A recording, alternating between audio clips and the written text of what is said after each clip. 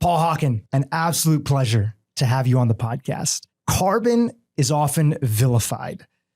It's seen as this culprit of climate change. It's a us versus them mentality, and it's either you are against carbon or you're for environmentalism, right? You're either with us or against us, as George Bush famously said.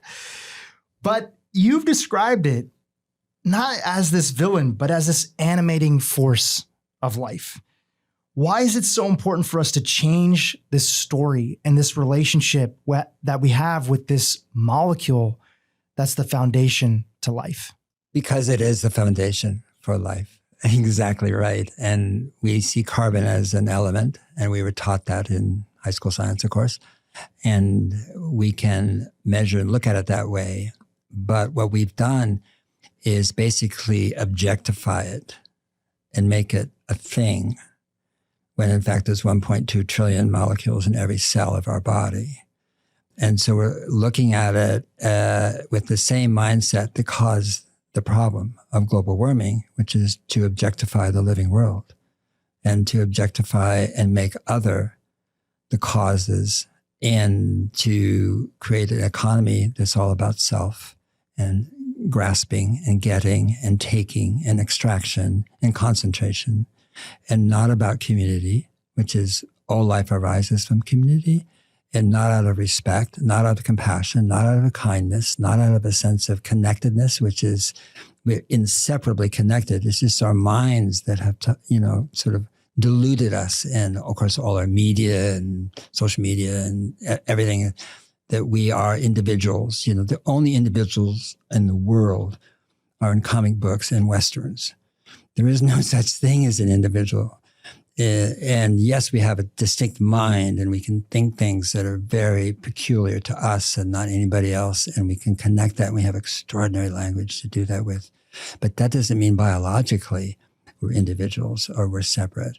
And so part of the reason for writing Carbon, the Book of Life, is just to see the climate movement, frankly, fail in its story and its narrative and in its impact. And when I say fail, 99 point, and you put in the integer of the people who live here do nothing about it on a daily basis. And that's been true for 50 years. It seems like in this world of tribalism, across the board, I'm not just talking about politically, in the environmental movement, for a long time, it was a useful vehicle. When I say useful, I'm not saying helpful, but it was a useful vehicle to use carbon as the boogeyman to basically degrade the other side. Either you believe in this idea or you don't believe and you're part of the problem. Where did that come from? It came from good science. And there's no question that when you increase triatomic particles in the atmosphere, molecules, and water is one of them, by the way, CO2 is another one, that they reflect back infrared rays.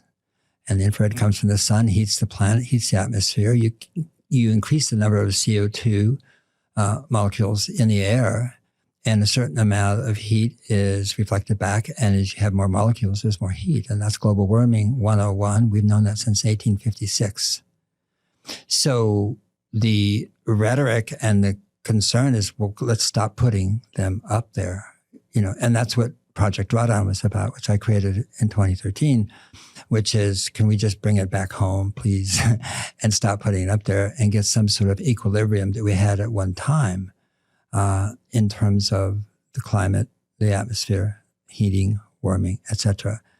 And so it makes sense. I'm not decrying what we did at Project Drawdown or that logic, but in the process of doing that, we separated ourselves from cause. We're looking at cure, but we have to go upstream to cause. What's the cause? Why are we putting it up there?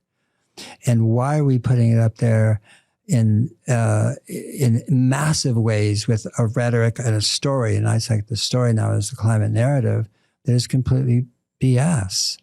And part of that BS is that we're in an energy transition. And if we get to net zero by 2050, we're going to be good to go, And that's just not true. We're not in an energy transition whatsoever. we're actually using more coal, gas, oil, and wood than we did last century and the century before that and the century before that. And so what I wanted to do is get to step back and look at it as a whole, not to be solutionist and not to say, listen up, I know the way, no, but to actually provide people another way of seeing the world, which is what they're in.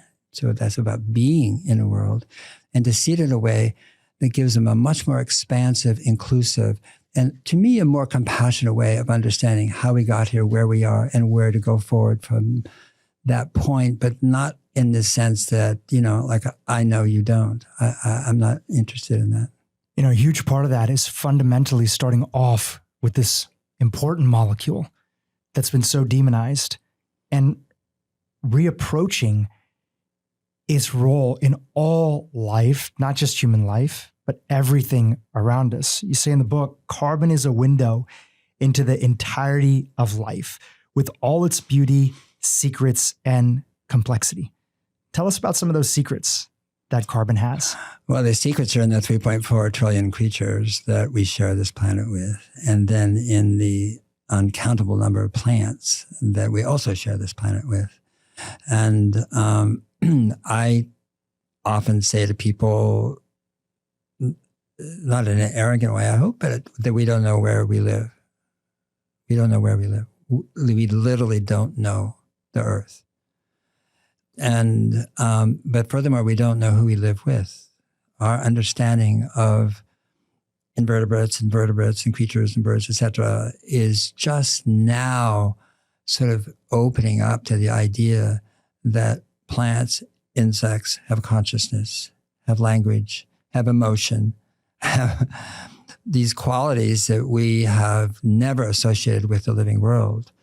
And that is we're on the cusp of a huge breakthroughs in science and understanding, not just that whales speak, they do, and we understand that. And we have obviously primate behavior studied by Jane Goodall and others in terms of their communication. But we're talking now about bees having emotion. And this is science. This is not projection. And that's what I mean about that's our family. That's our kin, not biologically, in the sense of genetics, but without whom there is no life on Earth.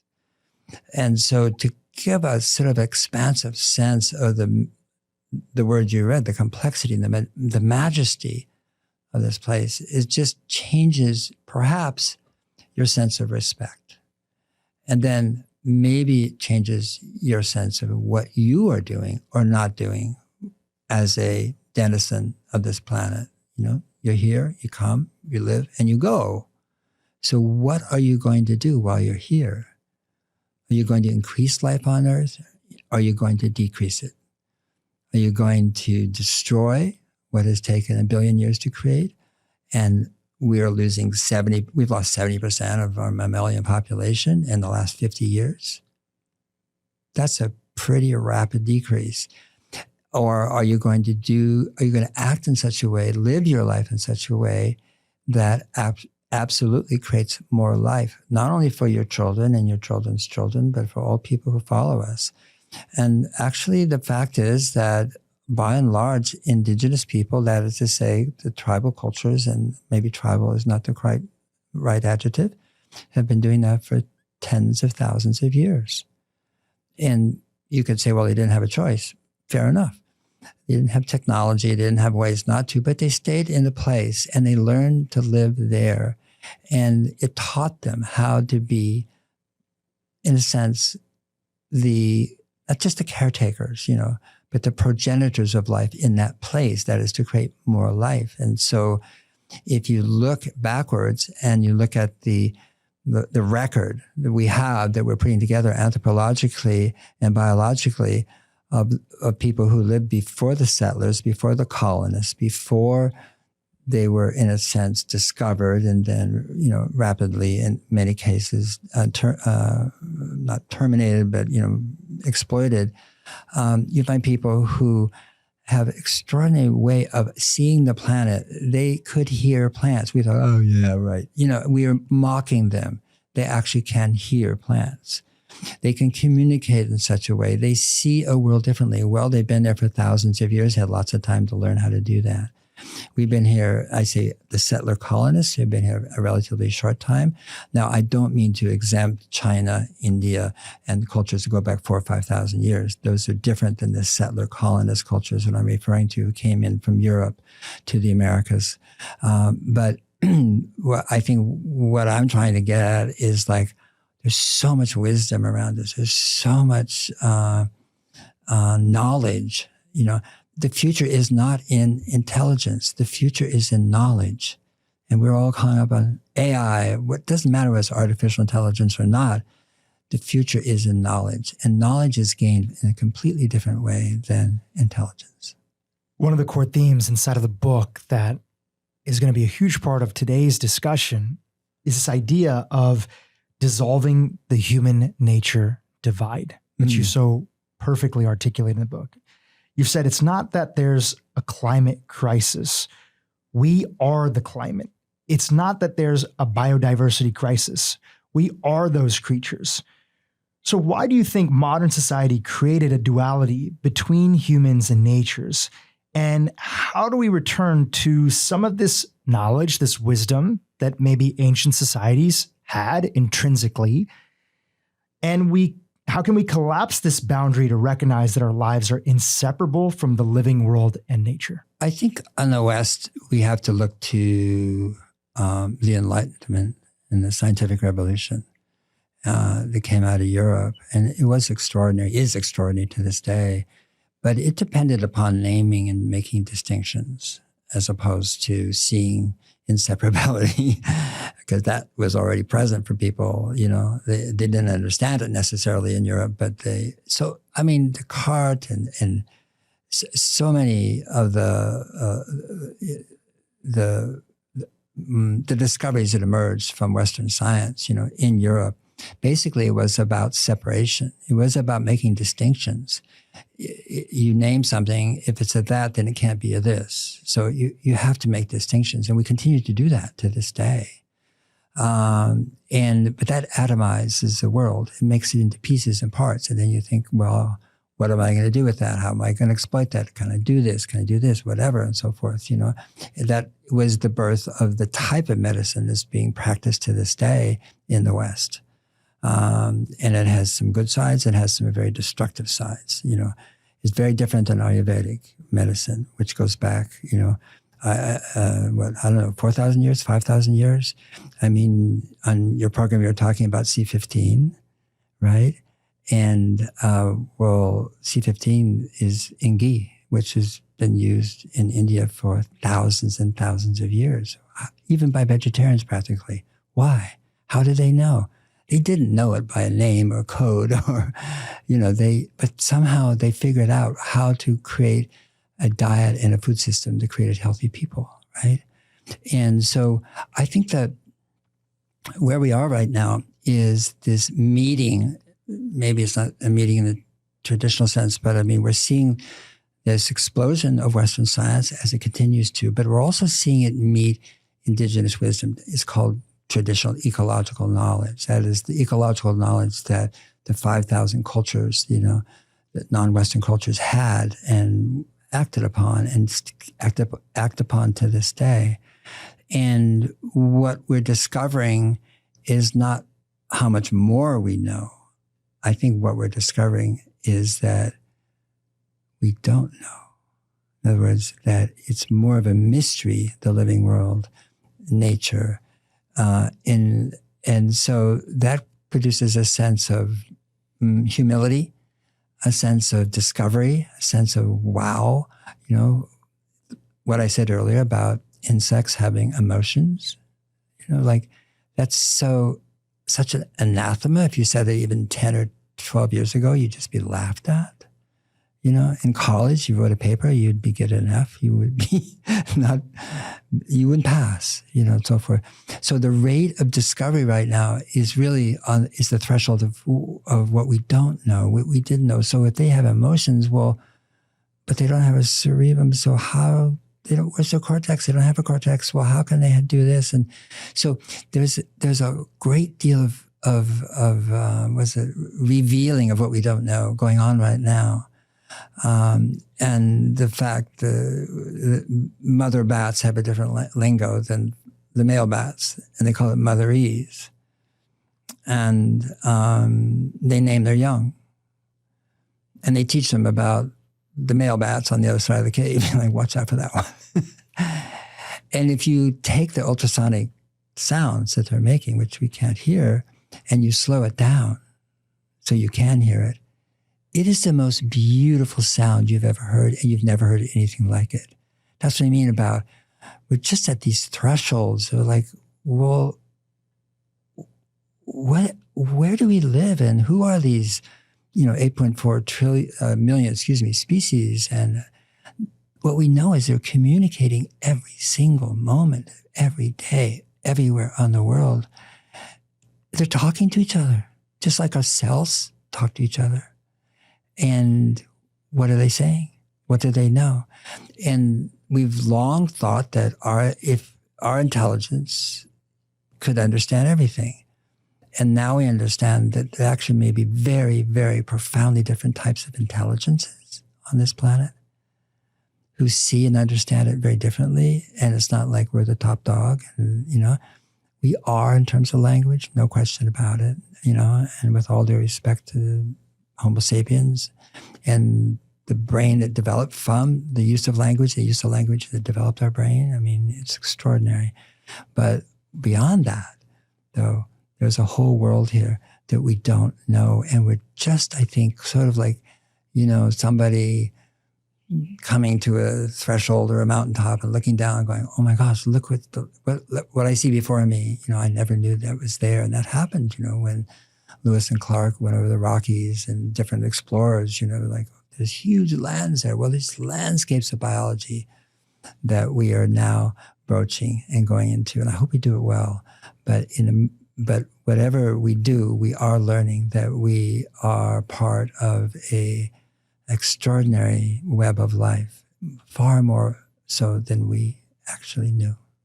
There's all these different and beautiful stories inside of the book. And one that comes to mind after you sharing what you shared is the story about this food experiment that was done by Clara Davis and the infants. And I believe it was in like 1930, 1928, somewhere around there. Right. Can you talk about that story? And in particular, the message of the story signifying that maybe there's these deeper forms of intelligence that we're just not hip to yet. And what happened if we were more hip to them? Yeah, there is a story about an orphanage. And children were brought there for whatever reason. They lost their mother. Who knows? Clara Davis, who ran the thing, decided to run an experiment because children are very fussy when they're small about what they will and won't eat. They'll push it away. They don't like the taste, whatever. And so what she did with her nurses, they had the children around the table, oftentimes holding them, but they were very little. And they had 32 different foods. And they had fruits, they had vegetables, they had meats, they had dairy, they had some things that like liver and things that, you can't imagine a child wanting liver at 2. But they put them out and they let the child choose what she or he wanted to eat. And children came in there actually who were not well. I mean, they came in sick, or with a disease. And she watched them heal themselves by what they chose. And after 6 years, a pediatrician who had worked with them all 6 years, to make sure everything was cool, said, these are the healthiest children I've ever seen in my life. And again, they would go on binges, like a binge, you can't binge on healthy food, but I mean, go this way for a while, then they go this way and they do this. Every child chose differently. They didn't choose all the same things. They didn't pay attention to what the others were eating.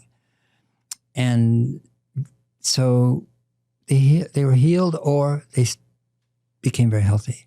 And then now we have a culture where people don't know what to eat. We have food designed purposefully to be addictive, by organoleptic scientists who work for Pepsi's and Mars and Coke and all the ultra-processed food companies. And we probably have the sickest population of young people in the world, in the United States. And because that innate wisdom about what to eat was banished by chemical manipulation by scientists. And so when you see obese or whatever, children, 10, 11, 12, 13, 14, whatever, who are sick and not doing well, have different diseases. Yeah, of course. In fact, you write that one of the kids, they believe, had rickets, and they sought out cod liver oil, something that kids would never really, no adult would think that a kid would be seeking that out. It's sickening, I know. And continued to take that until basically their rickets was gone. He was cured. Then he never wanted to eat it again. That was it. So how did he know? And that innate intelligence is there in everybody. And now it's completely covered up by just the distractions and the communication, the algorithms, the food. I mean, everything is going at us and basically destroying our core and native intelligence. It really is. And we see it. From the outside, at this point in time in the conversation, it can be easy for somebody to feel like, okay, humanity is lost. Mm-hmm. But is there an opportunity to step back into that wisdom, even amidst all of the quote unquote brainwashing that's taking place? Absolutely. And I think what's happened is we look to centrality and power for change. In other words, we think Conference of the Parties is that way, the climate Conference of the Parties. There is a biodiversity Conference of the Parties. I was in Cali last year in Colombia. And, politicians and corporates and NGOs get together. There was Azerbaijan last year in Baku, and try to come up with like the Paris Mandate came out of the Conference of the Parties, like we, being all the countries in the world, agree that this should be so, we should do that, et cetera. Well, it's failed every single time for 29 years. And that nothing's worked. And the reason for that is I'm not trying to detract from the people who attend and their sincerity, but it is nature isn't top-down. No top-down solution is going to fix the problem. The very verb fix is the problem, because that makes it other. Like we're going to fix nature. We're going to fix the climate crisis. We're going to combat it. We're going to tackle it. If you look at the language that imbues, and I would say rather sincere belief or concern about where we are, I'm not decrying that. The language absolutely guarantees failure because you can't fix. You can't fix, something we don't even fully understand. You can either work with the flow of life, or you can be in that flow of life. You can respect the flow of life, or you can take, extract, destroy, and for whatever purpose you think you have a right to do. And that's what's happening in the world. And so we hear that term, it's an extractive economy, very much so. I mean, 500 years ago, when the Portuguese and the Spanish and the Dutch and others, came, the English, of course, came out of Europe, I mean, they basically took whatever they wanted. They took people, they took cultures, they took land, they took crops, they took anything and brought it home, sold it, made a lot of money, and made even more ships and to go out and, extract from the living world, minerals, silver, gold, etc. And we're still in that economy. Absolutely. In fact, even more so than we were in the 16th and 17th century. And so how do we change that? I mean, because people are insecure. They want more. They don't want less. And there has to be a point where we realize that more is creating less. I mean, we're getting more and more and more. You can see it in our stores. You can see it in people's lifestyle. You can see it in homes. You can see it in their cars, whatever. But actually, there's less and less and less. The planet is starting to starve, starting to be decimated, starting to be not just deforested, but reduced. Look at what's happening for batteries, in the Teslas, put the Tesla side or Elon Musk aside. The batteries have cathodes and anodes, of course, storage. Cathodes made of what? What do we make it out of?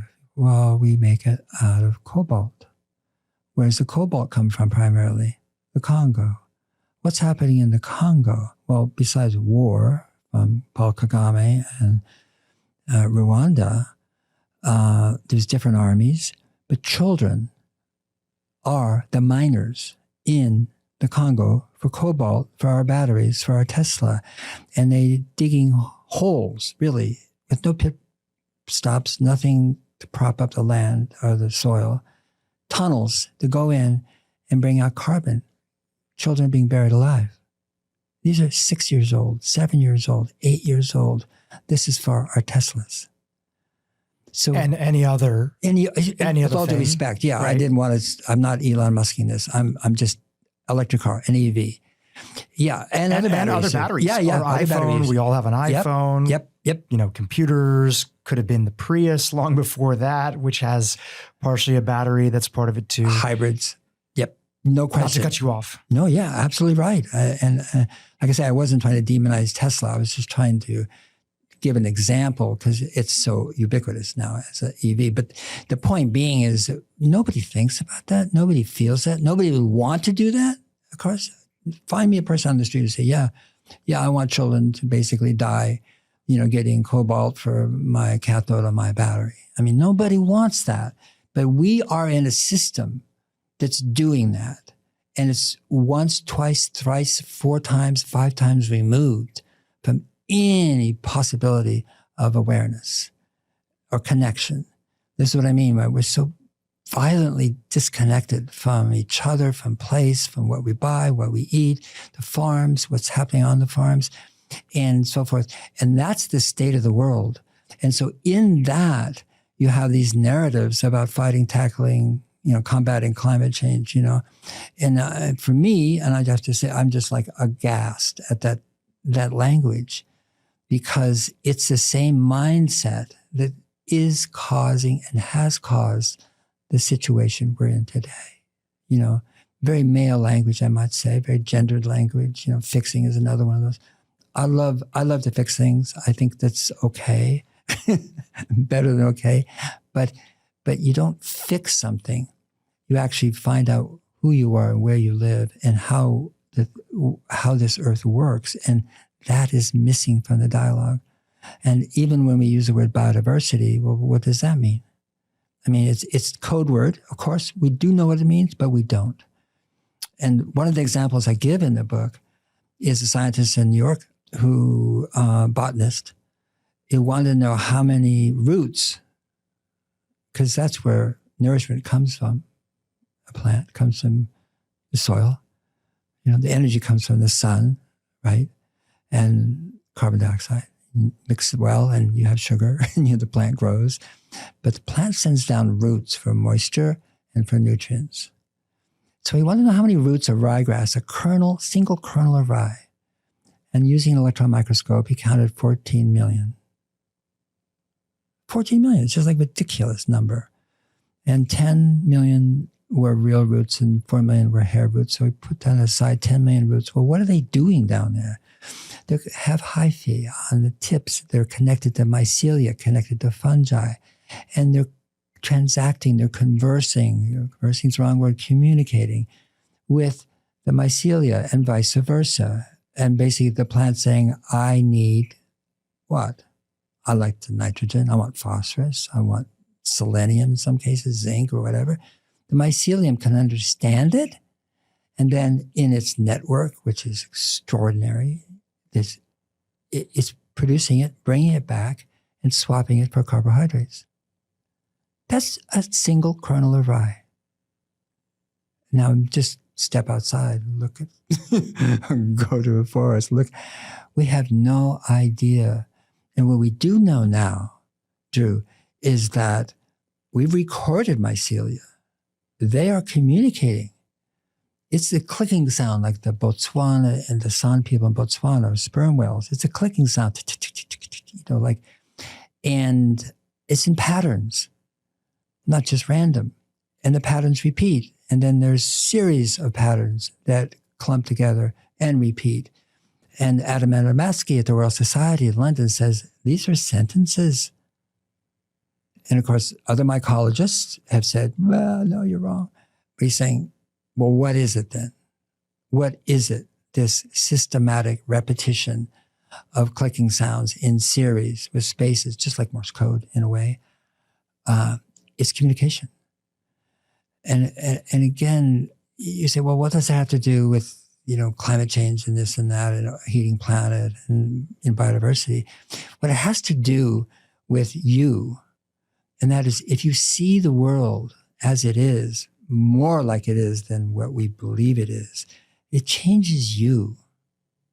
I mean, Carbon, the Book of Life isn't a solution. It's not trying to change anything other than present the possibility of you seeing yourself in a different way, and through wonder, through a sense of, oh my gosh, I never knew, or how could that be? Or really, a bat flew into my room last night, where we were sitting, so beautiful, going in circles, going in circles, going in circles.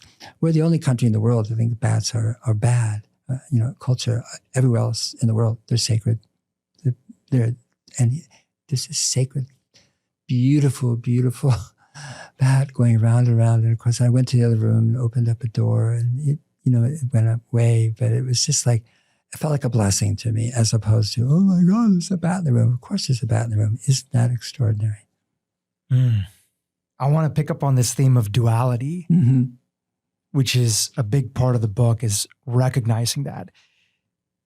After reading through the book and hearing some of your talks that you've had recently, which we'll link to in the show notes about the book, part of my thinking was just in the same way that you say, hey, carbon is neither good nor bad.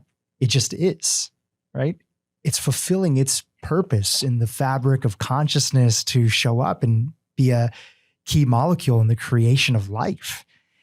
In that same way, would it be fair to me to look at things like, I believe it was since the 1950s, almost 500 million people in China have been lifted out of extreme poverty. A big driver of that is the yearning and the urge for more.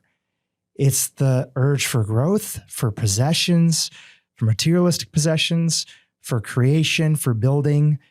And a huge part of that is also having used nature, no different than any emerging economy that would be there, just at a much bigger scale, as a means to an end to fulfill the hierarchy of needs of human beings. Is that good? Is that bad? Or is that just the unfolding of the likelihood of that situation? And yes, we want to do better through awareness and spreading awareness and having places and people and countries and societies be aware of their implication of destruction to themselves because they are nature, even if that's as simple as, hey, you're putting toxins in your own body through air pollution, which is going to reduce your lifespan, through these PFAs and microplastics and other things. That's not good for us. And it's also understandable that human beings in the context of this modern world would be doing those things. It's not right or wrong. It's just the way that the system was. And yes, we need a different system. Is that a fair way for me to think about it? And what am I missing inside of the way that I'm projecting that? Well, I mean, it's a perfect description.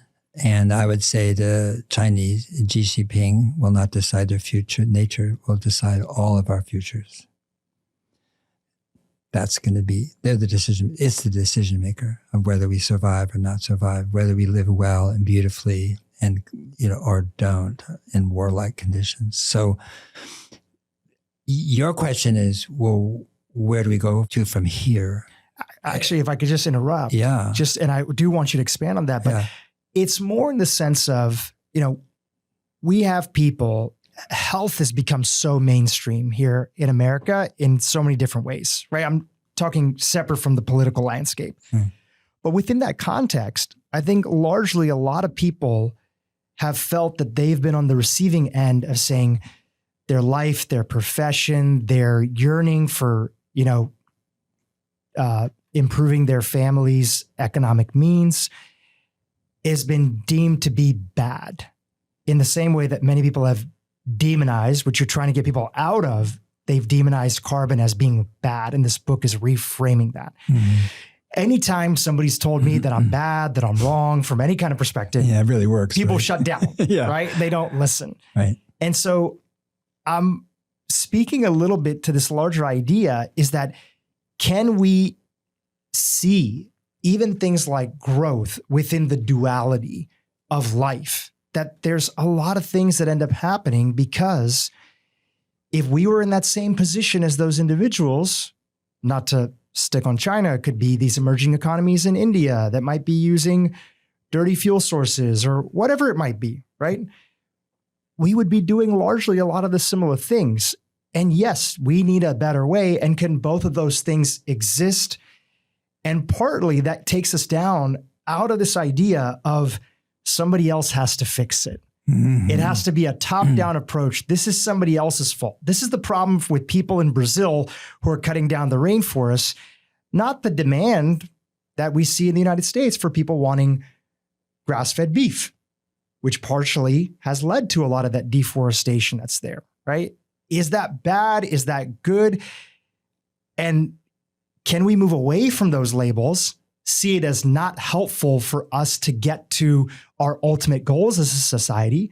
And what does a better and different system look like? It's a great, great question. First of all, I do not in any way, I'm not an anti-people person, nor do I go around decrying or criticizing how people are living. That's not my job. That's not my role. And it's not how I feel. And so what people are doing, in China or any other group, is doing what people have always done. They've tried to take care of their family, to feed their children, to be warm, to be safe. These are basic human needs, and they're not being met, by the way. I would say over 5 billion people wake up every morning with threatened. They wake up and they're worried about food, safety, security, education, health, work, money, their home. I mean, the list goes on, the current existential threat. And what the climate movement has done for years is talk about, future existential threat. Well, that doesn't really help people. They need to be served now. They didn't determine the world that they got born into. They weren't part of the decision-making process. And so they will reach towards the resources that are available to them and educate themselves and do whatever they can, to make a better life. Okay, let's step back from that for a minute. Is there then, the question back to you, can we provide human needs, human wants? We'll put that aside for a minute, okay? Desires, that's different. But human needs, true human needs, including security, joy, culture, music, I consider those needs as well, and so forth. Can we do that in such a way that we create more life as we do it instead of less? That's really what it comes down to, Dhru. And so we have to be educated. Like we're just trashing this place for our needs and wants. Okay, let's not go after that. Let's go after how do we get there, and is there a way that we can flip that? And I say, yeah, there is, absolutely. But you have to want to do it, right? And you have to have education and knowledge and ways of doing it.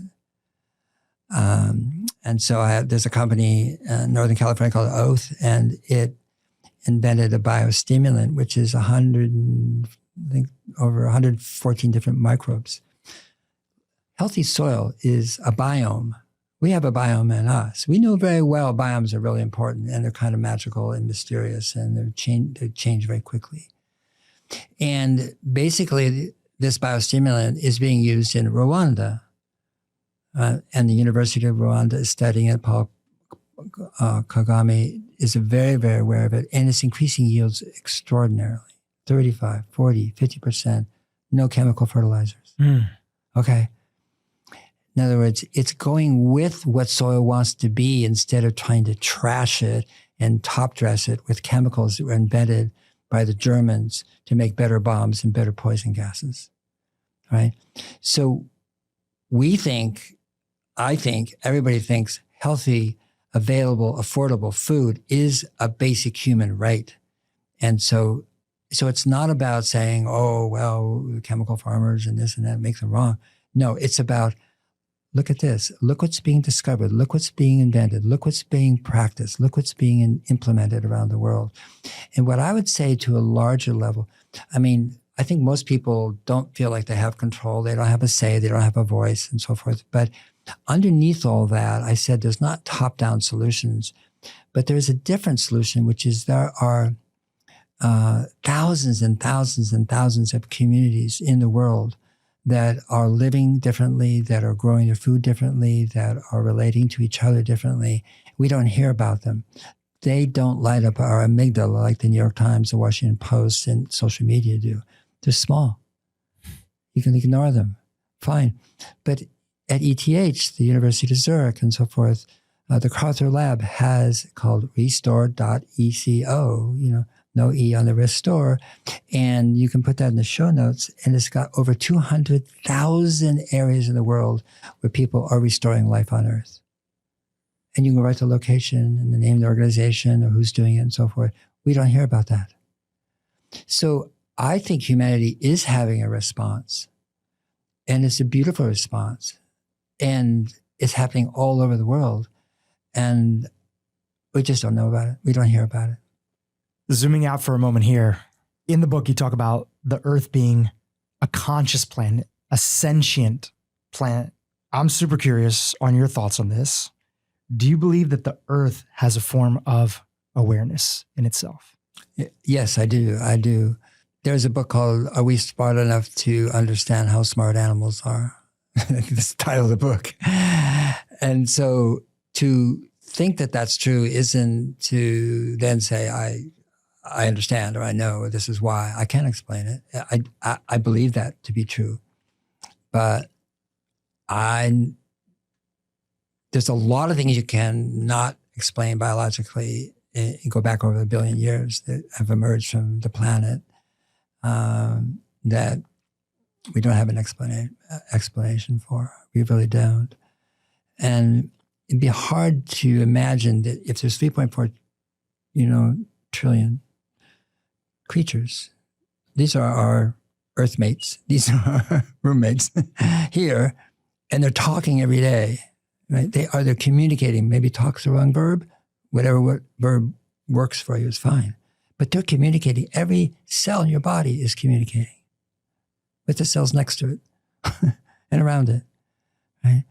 So it's hard to imagine that in that collective conversation, and again, some scientists say, oh, it's not a conversation. They can think what they want. I think what I want. But the science is going to a human conversation that is now, that's encompassing all of life. And it's hard to imagine that all of life doesn't have a kind of an emergent intelligence that is communicable, that is communicated and being heard or being acted upon. Yeah, so I do believe that's true. Actually, the Gaia hypothesis that James Lovelock came up with, and he came up with that hypothesis. He's trying to figure out how Earth made the atmosphere because they were talking about terraforming Mars way back then. Well, we have to create an atmosphere. We can't really terraform it unless we have air, oxygen, atmosphere. And he said, well, I can't figure that one out, but I have to figure out how we created this one. And if you read he's a scientist. You read about it saying, we can't really explain how this one got created. But we do know that the creation and life and the atmosphere, so forth, were a symbiosis. It was a symbiosis. And so we know that ocean phytoplankton bloom change, when the temperature changes, and that the Earth is constantly adjusting, to itself, really, because the atmosphere and the biosphere are the same thing. just like you have air and gas inside your lungs, but you don't call that your atmosphere. You're one body, and you have gas and you have solid. It's just like the earth is the same thing. It's that little thin veil, the blue thing, that, encloses the planet is the planet. But yeah, I think you go into areas of sort of mysticism and so forth, mystery. I love mystery, but in my book, I stick to science, actually. When we did Project Drawdown, Project Regeneration, we had a phrase that said, "In God we trust. All others bring data." So everything in the book is about data. Okay, it's not about supposition or belief. Everything in the book is about data, and yet the core and fundamental takeaway that I had is that when we step into this sense of awe, if we step into this sense of presence, you can't help but to see that you are part of it all, and that the part of it all is you. So this may seem a little bit off topic, and you can say pass on the question, but it's a perfect place to ask that. Your writing for me carries a deep sense of reverence for the intelligence, the sense of awe that I just talked about, from the microbes and the sound of the microbes, which you talk about, and this all the way to the stars. Has your personal sense of awe, knowing how important awe is to the recognition that we are part of it all and all of it is part of us, has your sense of awe been shaped by any kind of peak or altered states, whether it's been from meditation, psychedelics, or of course, time in nature? And I ask with the sense of, if awe is such a central part of, once you get that, everything else seems to come into place, could anything that you've done be a vehicle or a tool for other people that are looking to increase that sense of connection and recognition that they are a part of nature and nature is part of them? That's a really good question. And I could go back in my early youth too and talk about plant medicine, which I started to use when I was 20 years old. And always so with respect to the teachers and the sources, as opposed to just molecules or things that, change your brainwaves. So I was very fortunate to be around people who were very reverent about plant medicine and what it means and how it was used, not as you didn't go dancing with it, and it wasn't about parties and it wasn't about that. It was about introspection. And then that introspection really was, maybe introspection is the wrong word, but that inner journey and so forth, was inevitably connected to everything you saw. And in the way you saw it, I remember it so well.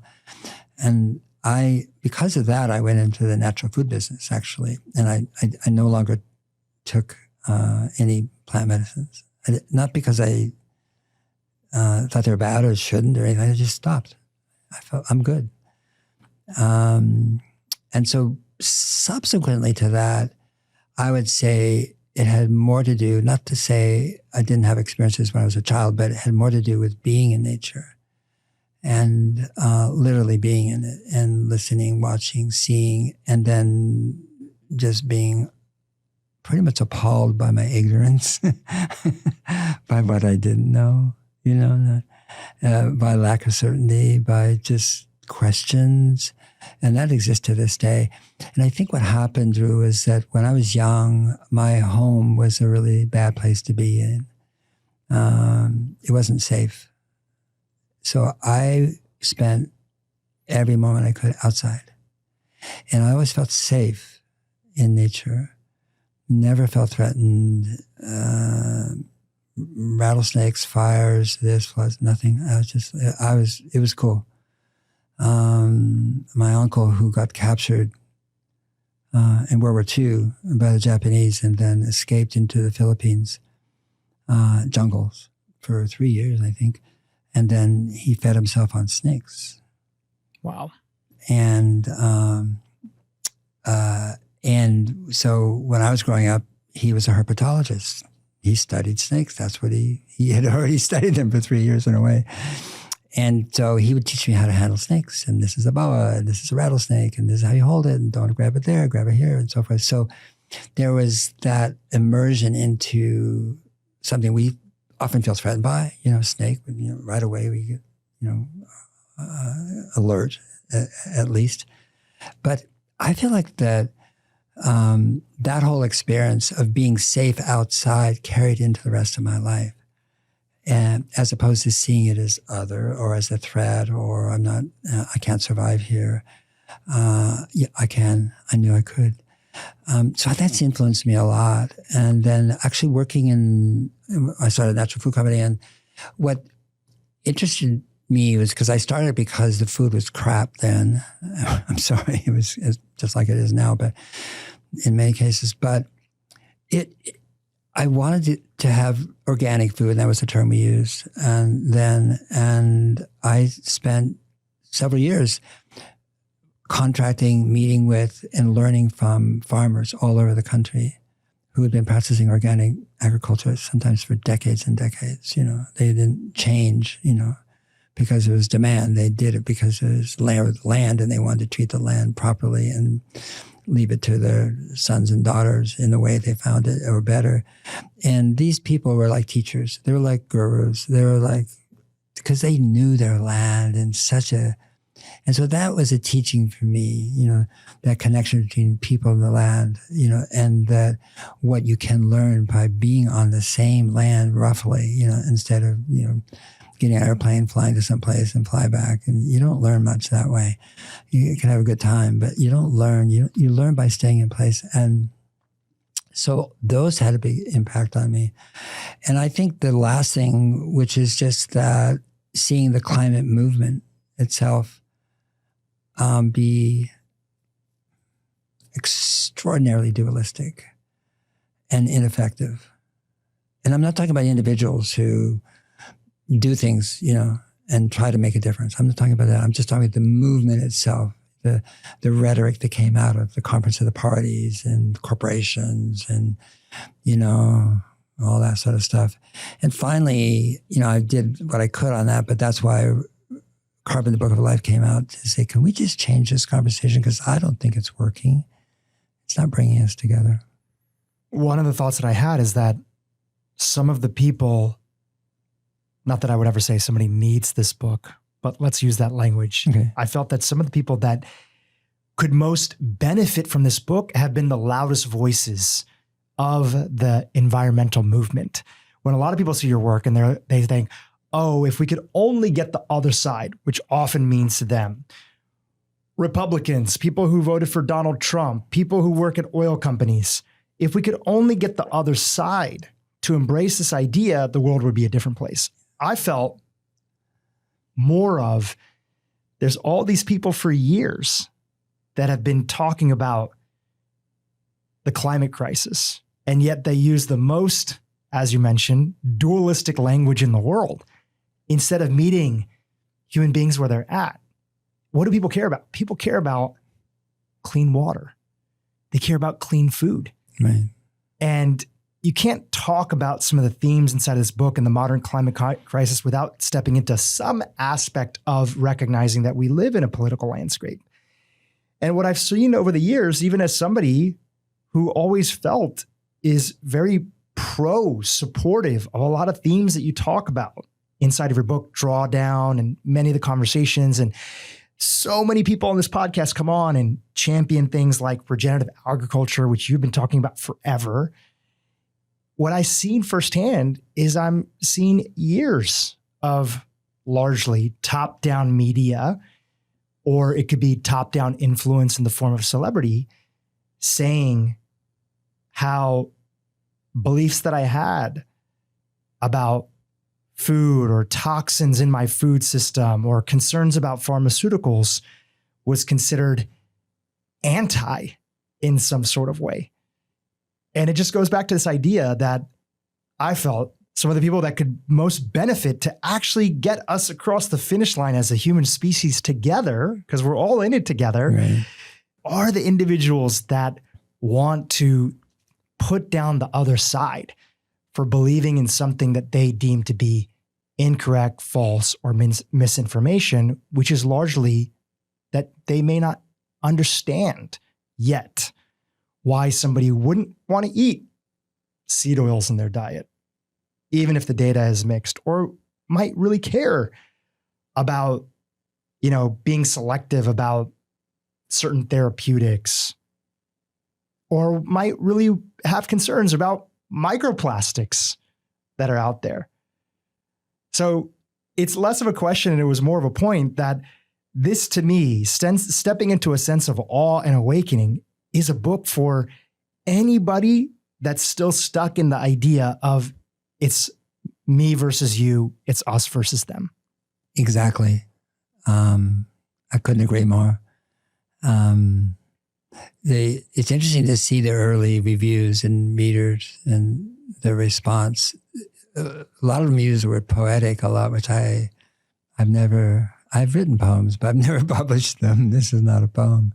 But I think what I mean by poetic is that it gets to how they feel. It evokes a feeling in them, when they read certain sentences or certain paragraphs. And that's what's missing from, the climate dictums, the climate certainty. I think, my observation is that people strive to get a megaphone, and once they get it, they don't want to give it up. They have a podium, they have a platform, they've platformed themselves almost. And people listening, obviously they must be good at something, like AOC and Bernie Sanders, going around, and it's a fun experience for the people attending, and if you got the microphone, you can. It's fun to say that this is all the fault of corporations and billionaires. It's not recognizing that the average person on the street, they need to fill up gas in their car. Yep. Right? We're not yet at this level where electric cars are available to everybody at a price range that makes sense. And even within that context, electric cars, sure, aren't perfect, but they're a step in the right direction in humanity's involvement. Yeah. It's an easy narrative to want to blame the other person. In fact, I was listening to somebody interviewing you, and they were super well-intentioned, and I'm not here to call out any names, but I think this goes back to a core idea, in a question that was given to you.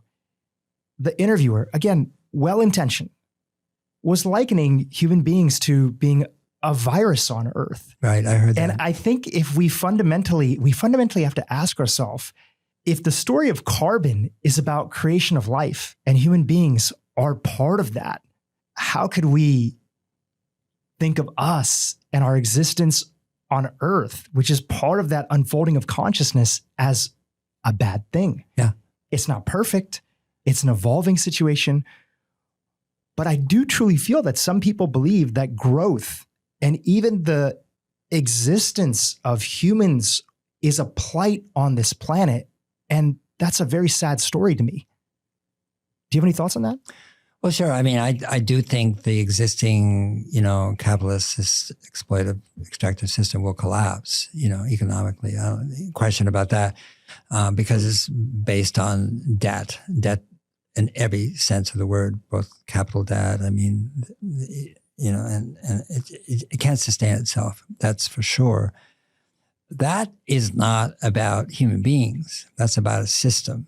And obviously people who think they can benefit from the system want to be part of the system. They want to be in the Trump administration. They want to be in Washington. They want to be in banks. They want to be in whatever. That's happening. But the book of humanity is different than that. The book of humanity are really quite lovely. I'm not saying those people are nice. I'm just saying humanity is really a lovely species. And as opposed to a virus or some, disease that happened to be crawling across the planet. Now, do we make mistakes, or do we know the right thing to do? No. Have we, caused a lot of damage? Yes. Do we cause suffering? Yes. There's been wars forever, for 6,000 years and more.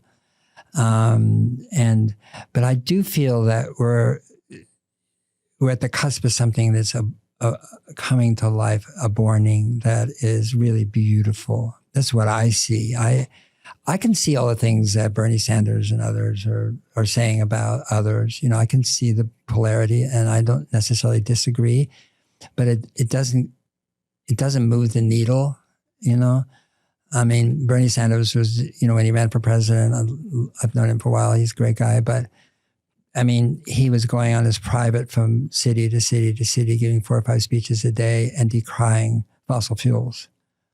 Well, Jet A fuel was taking him from city to city to city to city. If you don't realize that people who are on the oil rigs and people who work for oil companies are really good people, then we're in real trouble. They are good people. The moms, their dads, they have children, they have grandchildren. They're part of a church. They take care of people who are unwell or less well in their community.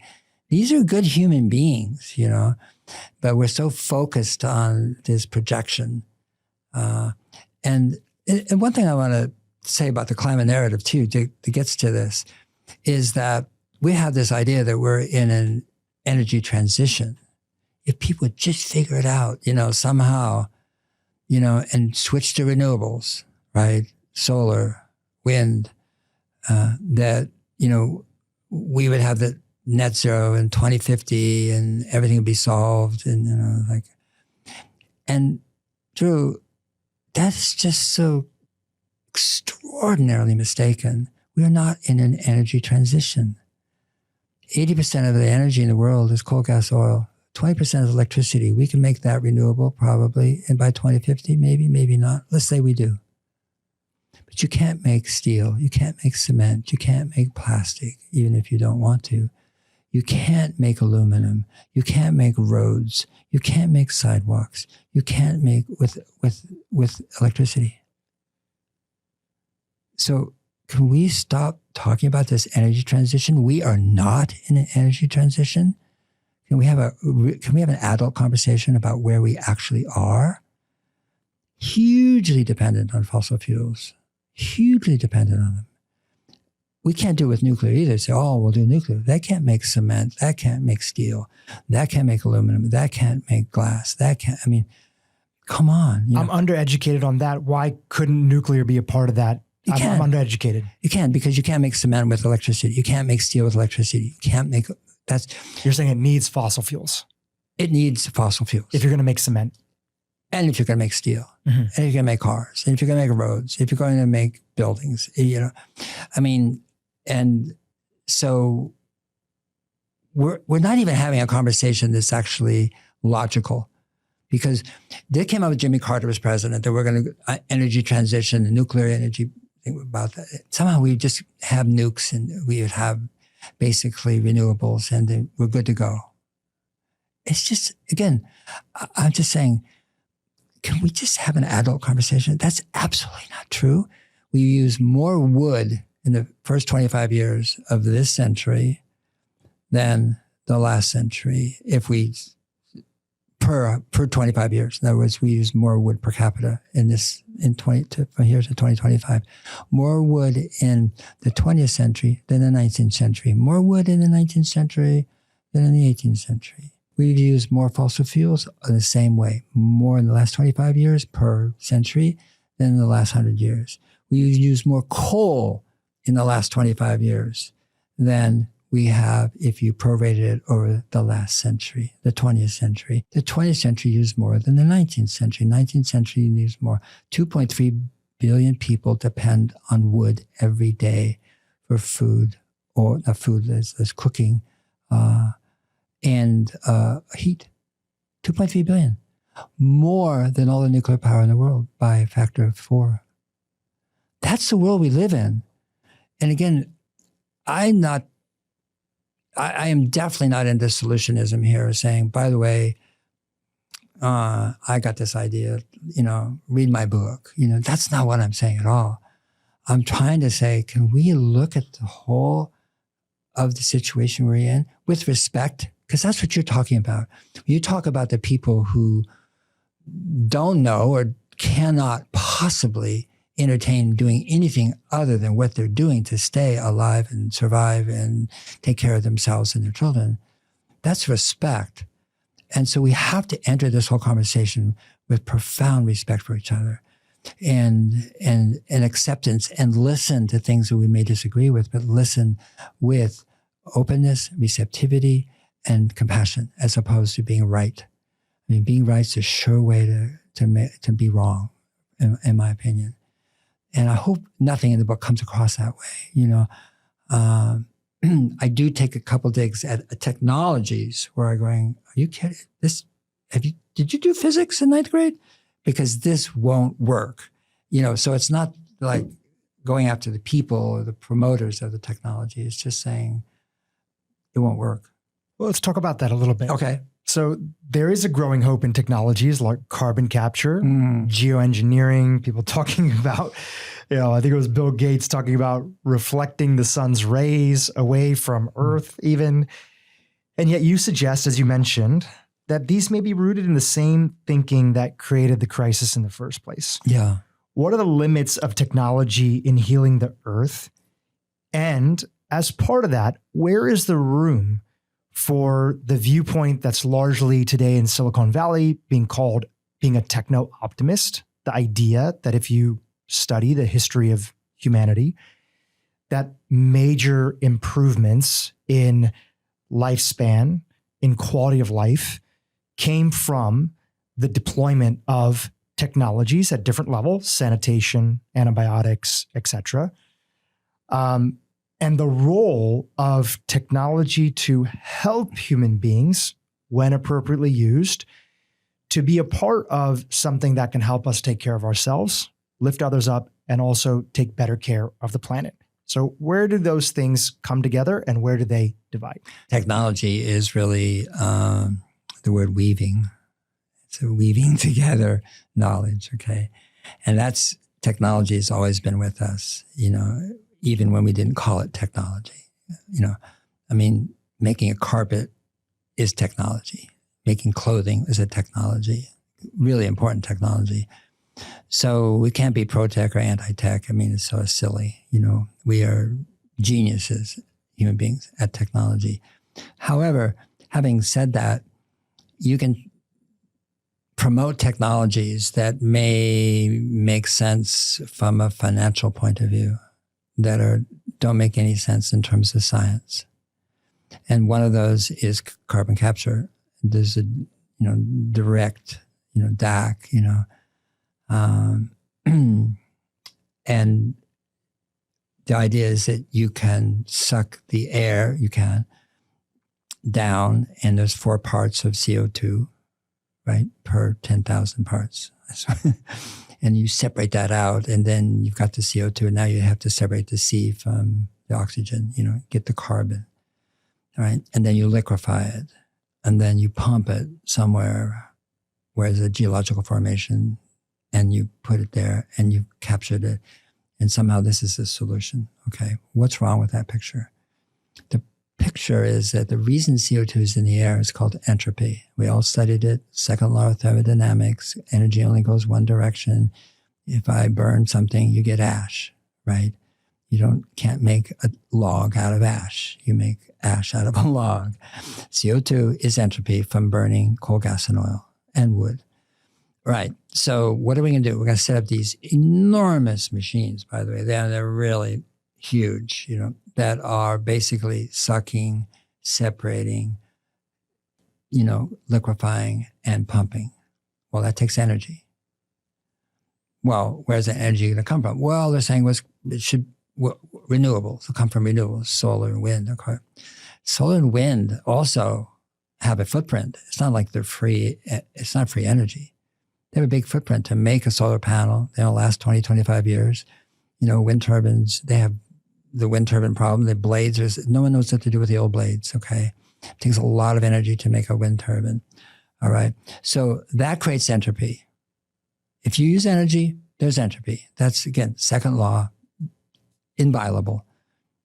So what we're saying is we're going to use entropy to cure entropy. It's like, not possible. It's simply not possible.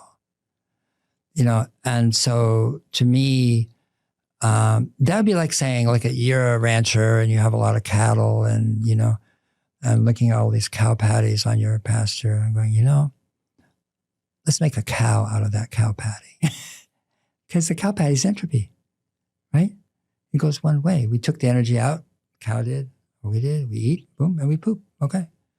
But so that's where direct air capture is, to me, sort of like, I'm agog.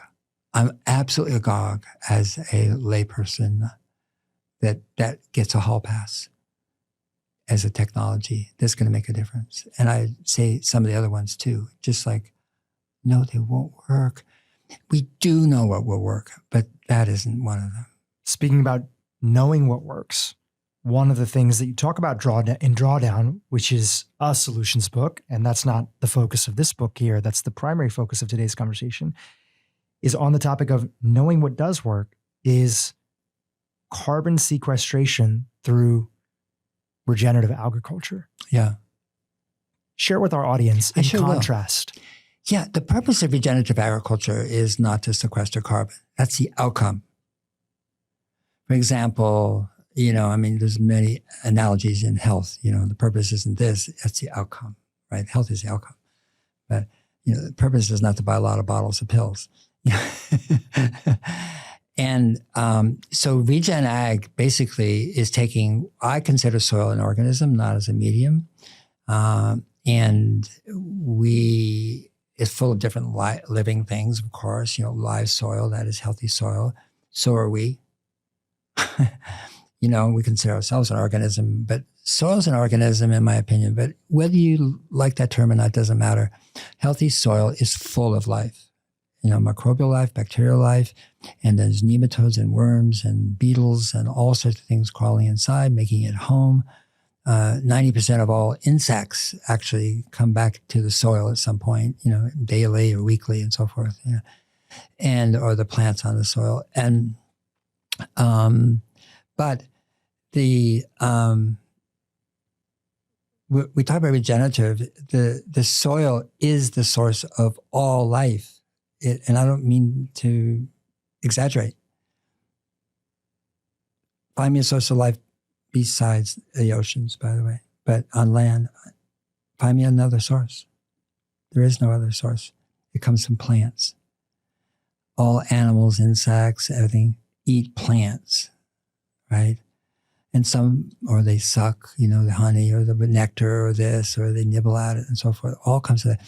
So all 5,000 cultures that have existed here that we can identify have always called the earth Mother Earth. They knew what's a mother? Source of life. Men can't have babies. Women can. The earth has babies. It's called life, right? And so that's where we get it. We eat the animal ate the plant. So we can plant the plant, eat the plant, we can eat the animal. Either way, it's coming from the soil. So regenerative agriculture is just a flip of what we've done for the last 100 years. What we're doing is feeding the plant. NPK, artificial chemical fertilizers. And not only that, the N part, the nitrogen for sure, is now enwrapped or covered with PFAs for time release, because it breaks down over time. Well, so now the PFAs are in our soil and they're systemic and they're going up into the plants and we're eating PFAs that are put there. So when you top dress the soil with NPK, the plants are happy in a certain way. They have what they need. They get green, they get big. But the problem is that they're weak and don't have all the micronutrients. They don't have the minerals that you absolutely need for viability and for true health. And so insects come in and say, oh, delicious, like 1,000 acres, same thing. Wow, let's go breed and eat, And at the same time, what happens as the soil weakens, from chemical fertilizer, lack of roots going down, the roots don't go down now, they go out, they go laterally. They get everything they need from the surface. Then the soil is degraded. And as the soil degrades, weeds come up. And it's so interesting about weeds because we think weeds as, quote, quote, weeds, right? wrong plant, wrong place. But in fact, if you actually know weeds or these plants, because they're plants, they're not weeds, and you look at the land, you can tell from the weed what's wrong with the soil. They are there to heal the soil. It's nature's way to heal. Like the Canadian thistle and things will have deep taproots go down. Why? They're bringing up minerals up to the subsurface into the liable parts of the soil, right? So regeneration or regenerative agriculture is simply doing what soil does everywhere it always has in terms of making itself richer, renewing, being part of a cycle of life. And so in a forest or in a meadow or in a grassland, it's eaten by animals and the poop goes down, or the plant then withers and dies in the winter and it goes back into the soil. There's a cycle. And so regenerative agriculture, you have more life in the soil, you have more carbon. So people talk about okay, it sequesters carbon. Yes, it does, and we should do that. But that's not why we should do it. That's the outcome. Really going back to the larger idea of the book of actually our goal should be creating more life on Earth. Yeah, absolutely. Absolutely.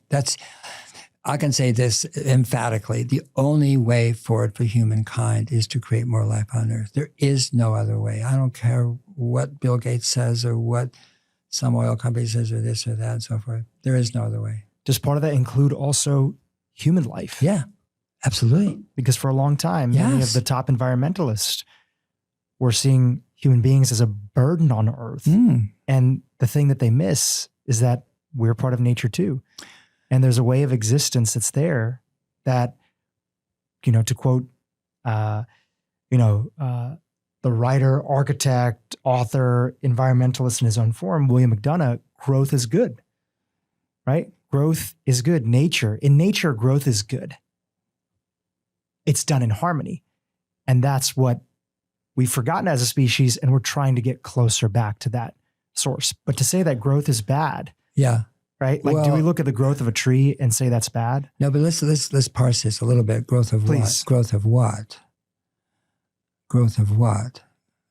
Of course, there's all the nuances. So you don't want to just praise the verb or the noun growth. I meant in terms of the human species, to think that the way forward is less humans on the planet, which has long been the view of some environmentalists. That seems like a losing battle. Yeah. Because it's creating a disconnection between us. But I agree with you that unchecked capitalism, unchecked growth that uses nature as a means to an end, poisons our waters, pollutes our air, pollutes all that stuff. That's growth too. But that's not the growth that we want. Yeah, I agree.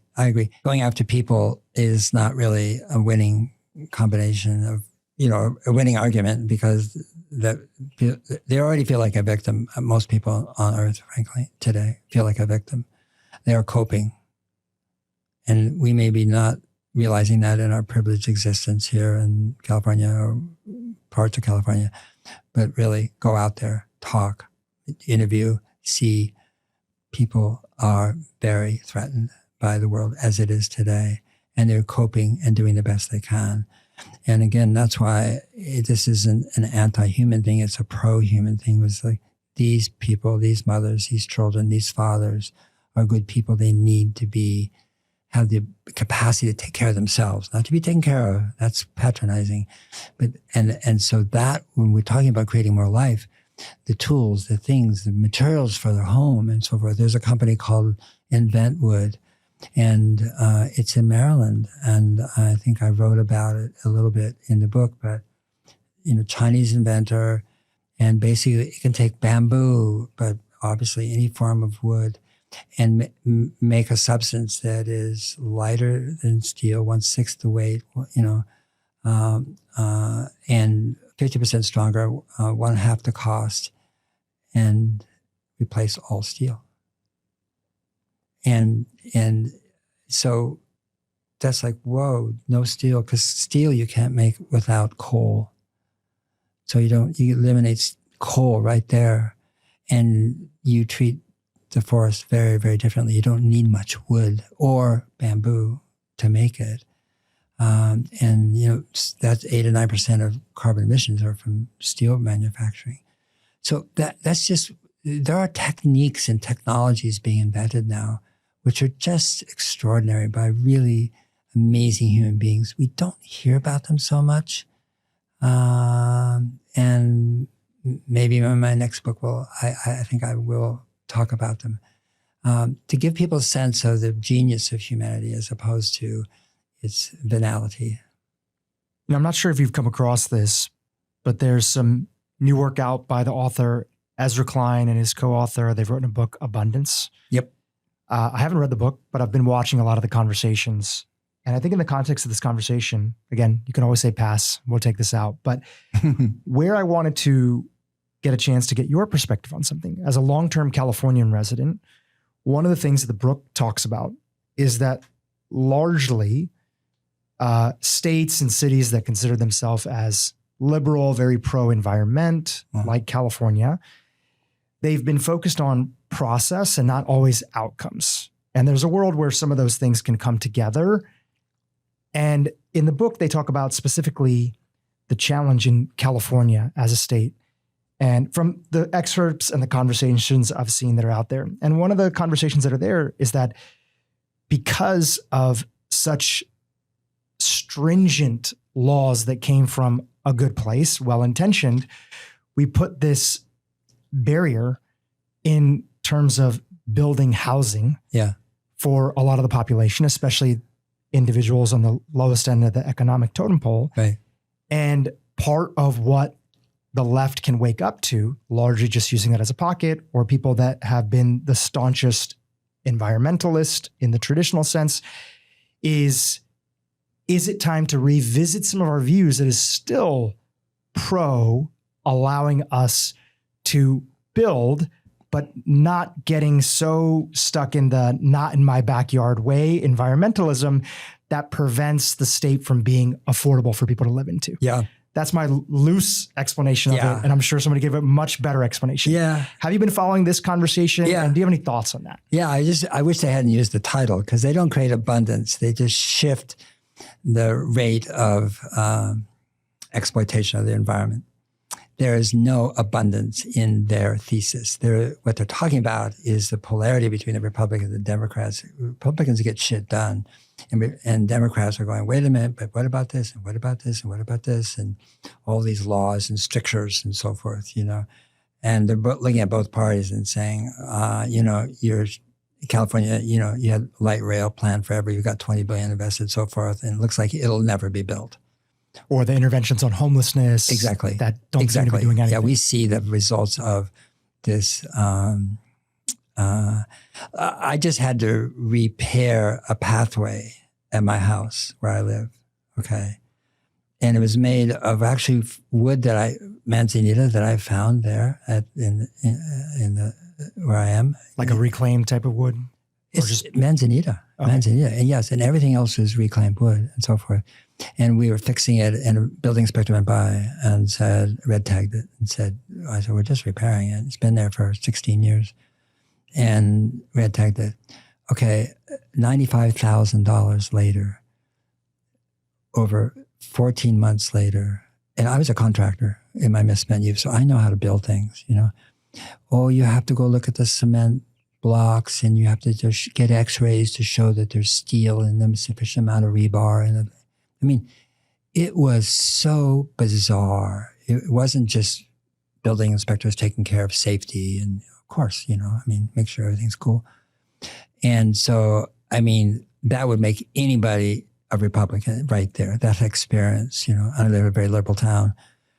And so I get what Ezra and what's his name? I forgot his name, but Dave, yeah, are talking about. I get that, but it doesn't create abundance.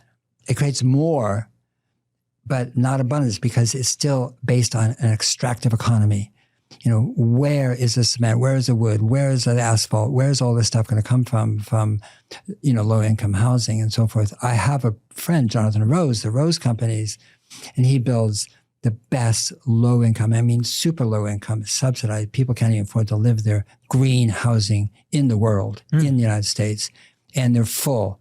You can't get in. What city is this in? Oh, Denver, LA, San Francisco, all over. And so there's somebody who really cares about people, about architecture, about design. He builds common places, builds places for people to get together, so they're not in cell blocks, like, which you see in sort of low-income housing is like, and you get drug gangs, and you get people don't know each other and all this sort of stuff. So he's really thought it through.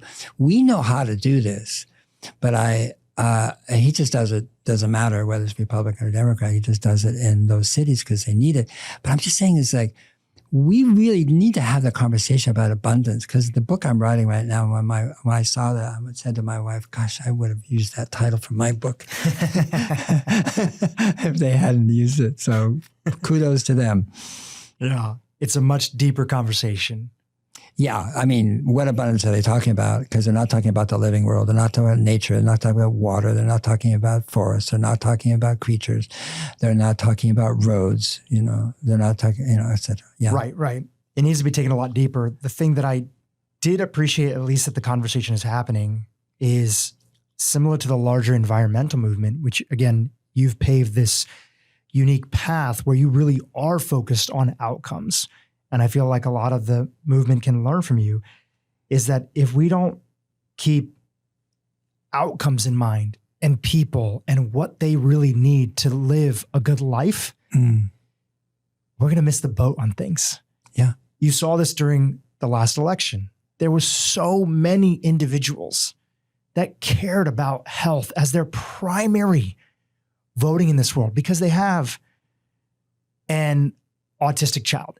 And they know that vaccines don't cause autism, but they're so concerned about all the chemicals. And they've read the studies that say that mothers that have higher levels of BPA in their bloodstream are more likely to have an autistic child. And they're wondering, why the hell are we not devoting major resources at the NIH or other places to study this thing? They are dealing with parents who are getting Alzheimer's, and they're so young. They're in their mid-60s. And you're like, what?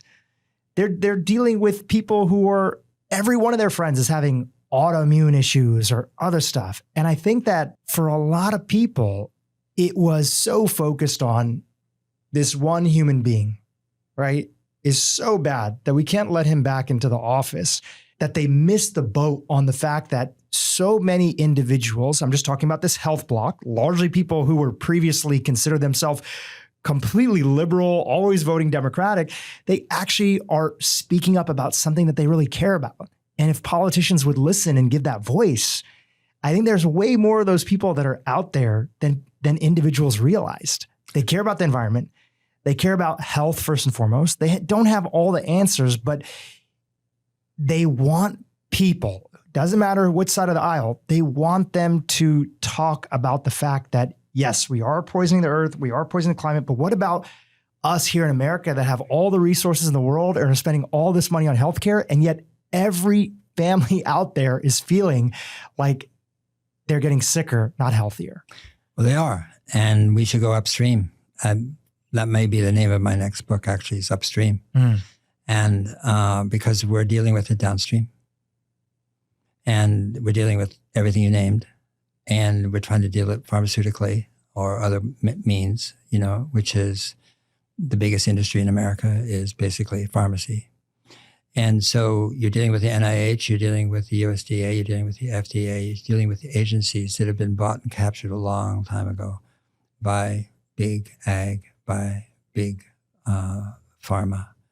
And so we have a system that is basically corporate. It's a corporate government, and that's in those areas, in those particular areas.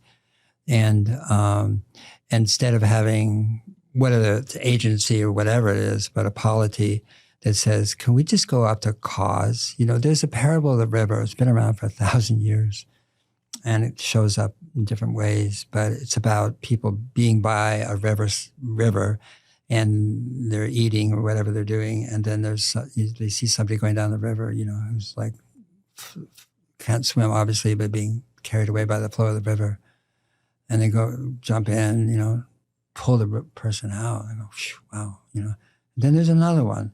They go back and do it again. And then there's another one, and somebody says, I think we should go upriver and find out who's throwing them in, because we'll never fix it here.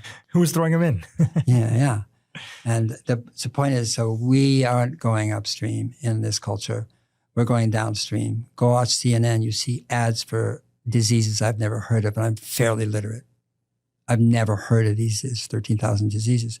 But I mean, in medicines, well, that must mean there's a lot of people watching CNN that must have that disease, or they wouldn't advertise on CNN. They're not doing it for vanity reasons and so forth. So, I mean, we're not going to cause, we're going to cure, but cure actually is symptomatic. It's not cure. It's not creating health. Your whole program is about health. It's not about, and understanding, the extraordinary, again, we'll talk about complexity, the complexity of the human body, it's just this wondrous mystery. And we have a system of governance, so if people voted for Trump because they thought Bobby Kennedy, who I've known for a long time, was going to save the day, he's not going to save the day, because the Senate is controlled by ag and pharmacy. And it's never going to get through Congress in any shape, manner, or form, because it is anti everything that Bobby Kennedy stands for and has spoken to. It doesn't matter whether Trump likes him or not. And so, but either way, regardless of who you voted for, or why, or this, or who spoke to people's needs and who didn't, the fact is that unless we're going upstream to cause, and the cause is what is in our food, in the poor quality of our food, how we engineer our food, how we advertise. It's just abhorrent.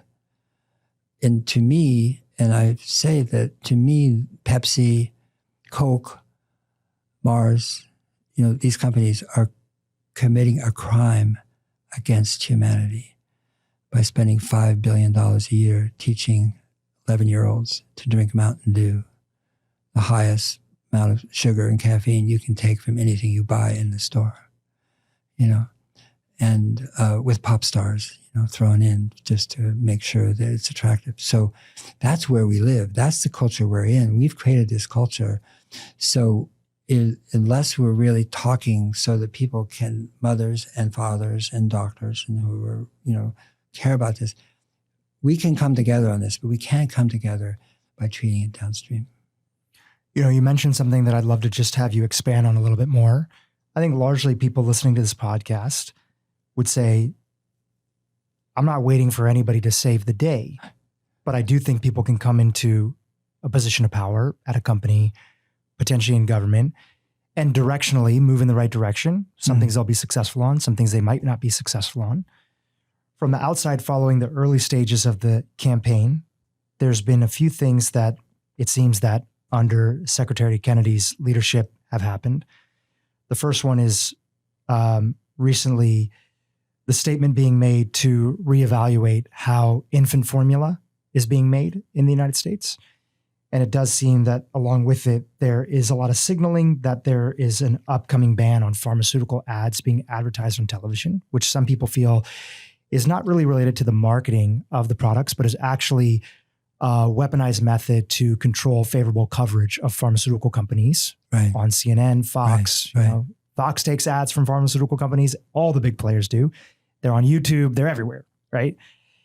And so directionally, are those things that are taking us in the right way and are worth fighting for?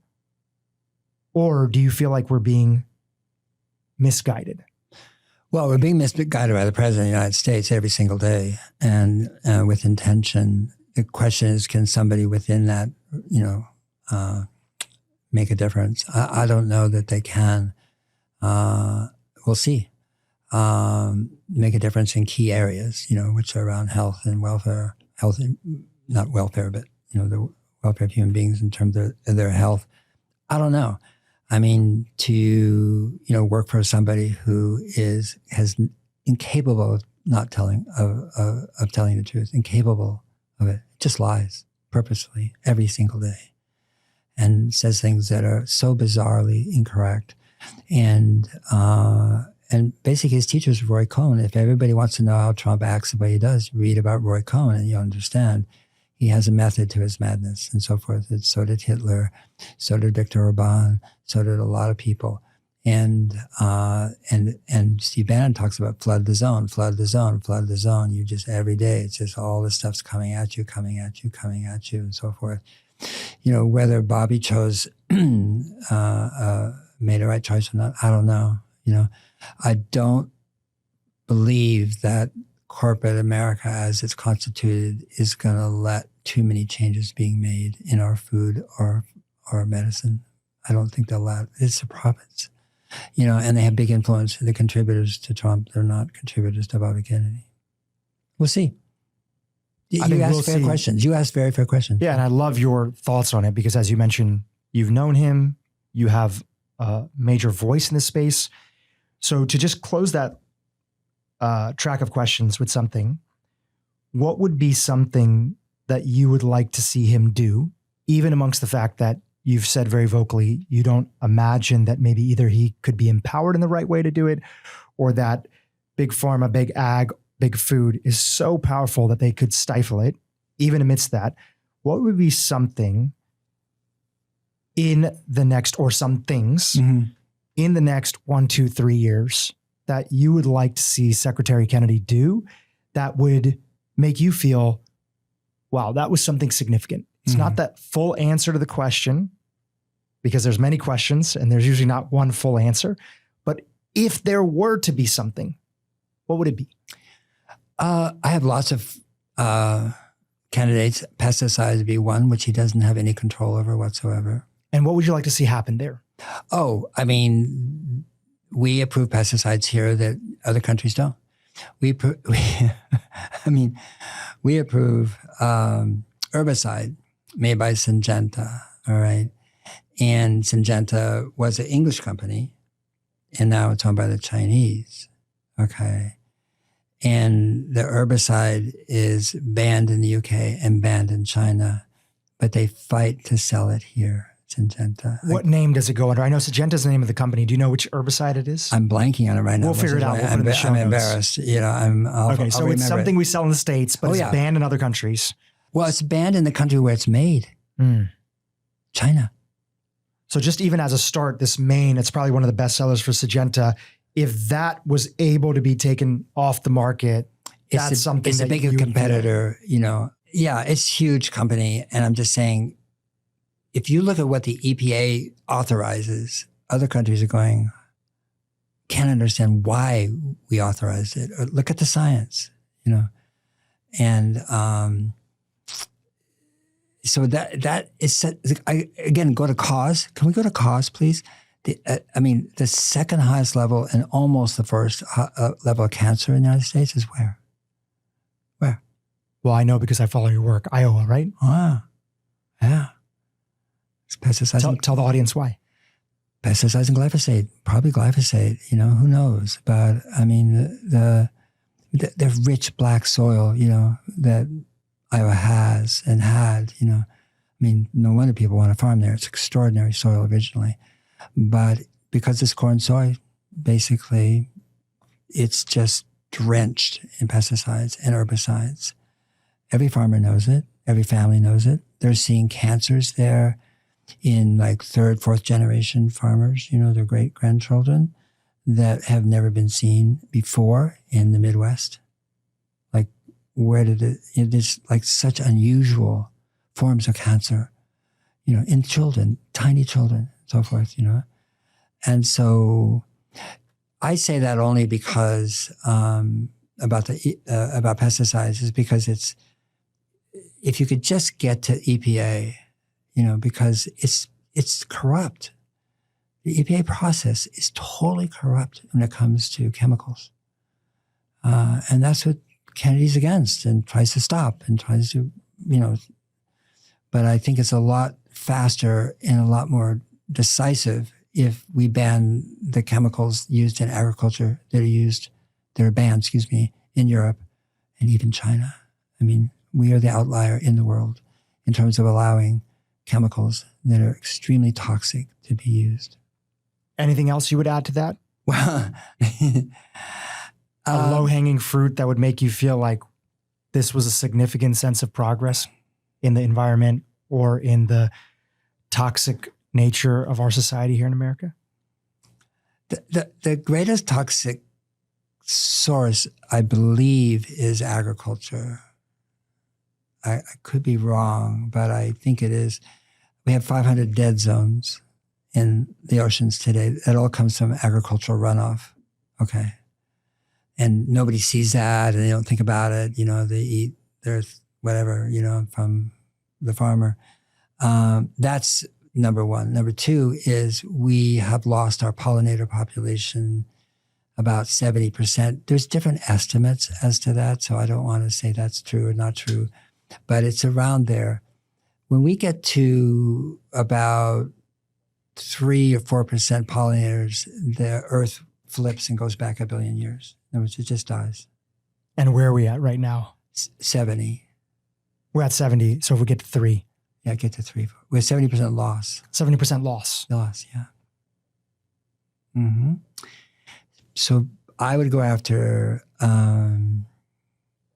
there's pesticides being used on top, you know, obviously on the soil, and pesticides being used to coat the seeds that are systemic, you know, and they go up the plant and they go into leaves and blossoms and insects eat it and die. And they're just to protect the seeds from predation in the soil, but they go everywhere in the environment. And so, but they're in applesauce for babies, you know? And so, again, I think if we look at it holistically or like the whole picture, like you cannot lose all the invertebrate population in the world that pollinates our plants. It's not about just losing pollinated plants. We would lose that, of course. We can eat things that are non-pollinated. I'm talking about E.O. Wilson, probably the most profound and recognized entomologist in the history of the world, from Harvard, saying you get to 3-4%, and it flips. There's no more life. There's no more fish. The oceans die too. And I think that's in my book. Maybe not. I don't know. But the point being is that I would go to these points of intervention, I would call them. You know, they would make a huge, huge difference. It's harder in health because there's so many diseases, so many different maladies, so many different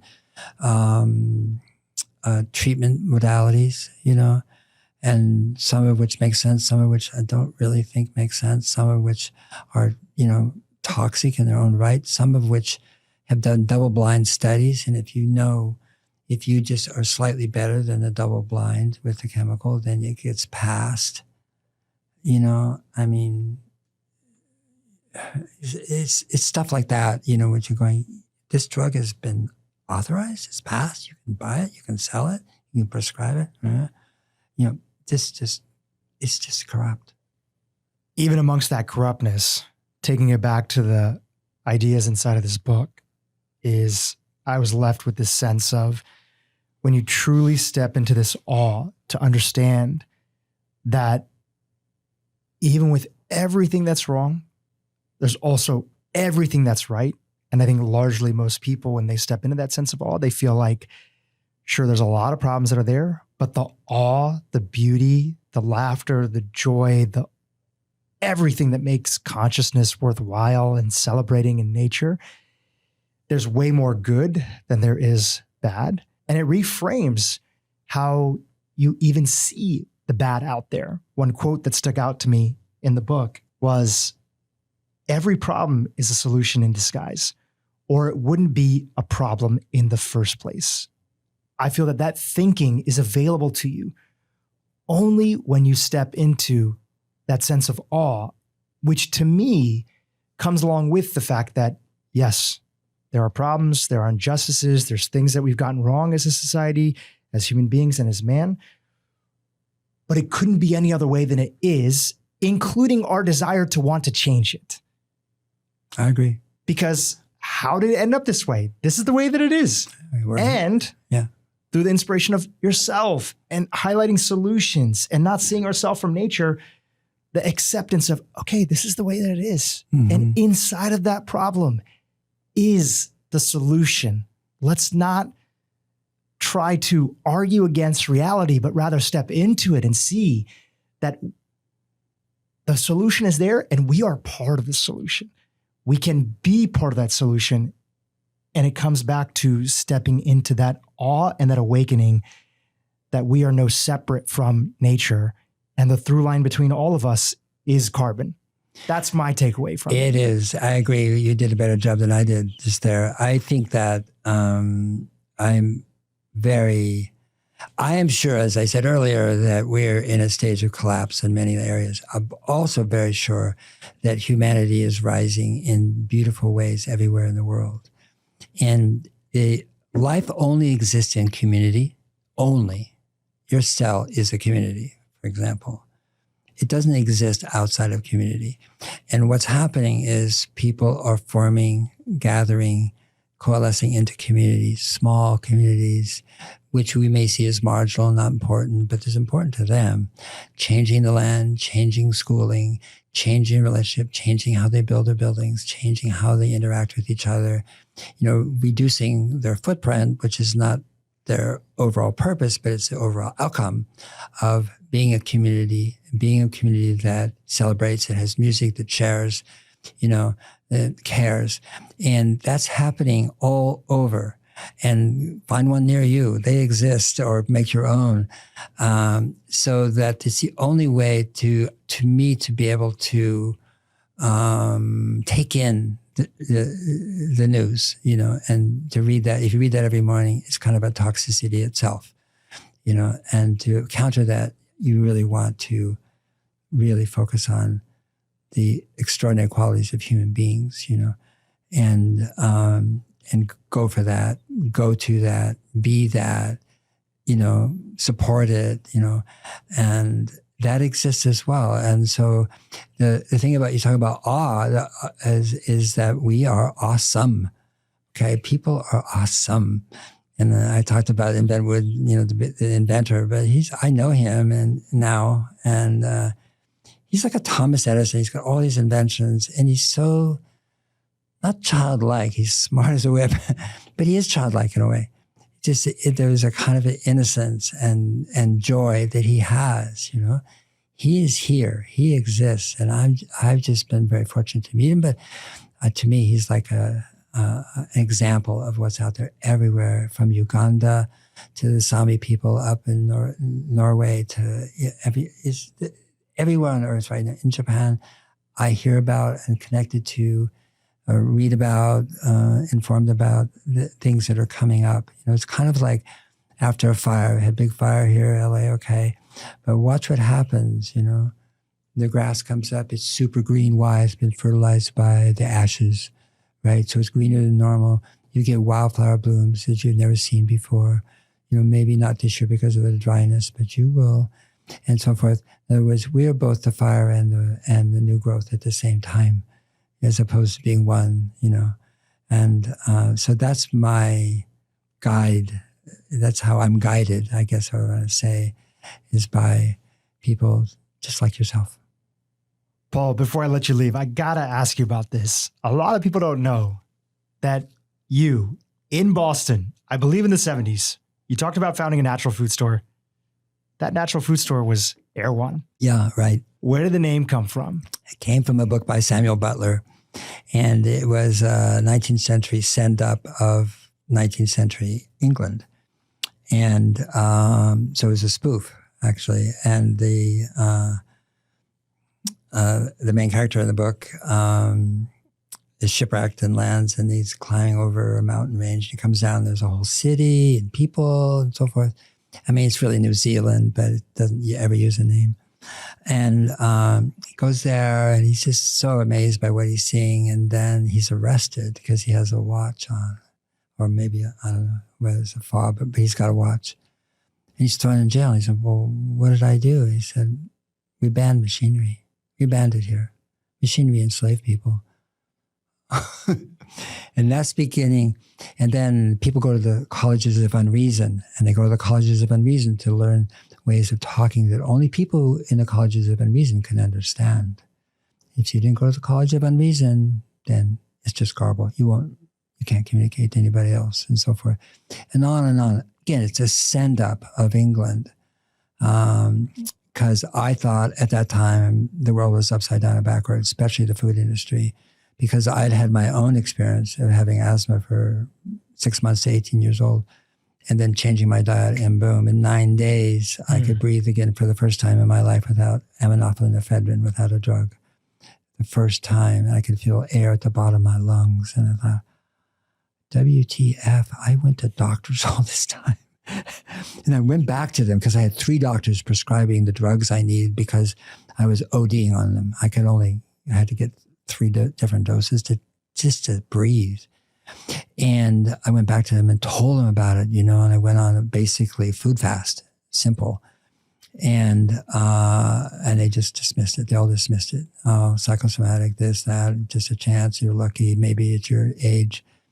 And then I started to expand my diet, because there's vegetables particularly, but grains, seeds, vegetables, non-seed oils, et cetera, the things that are all obvious today.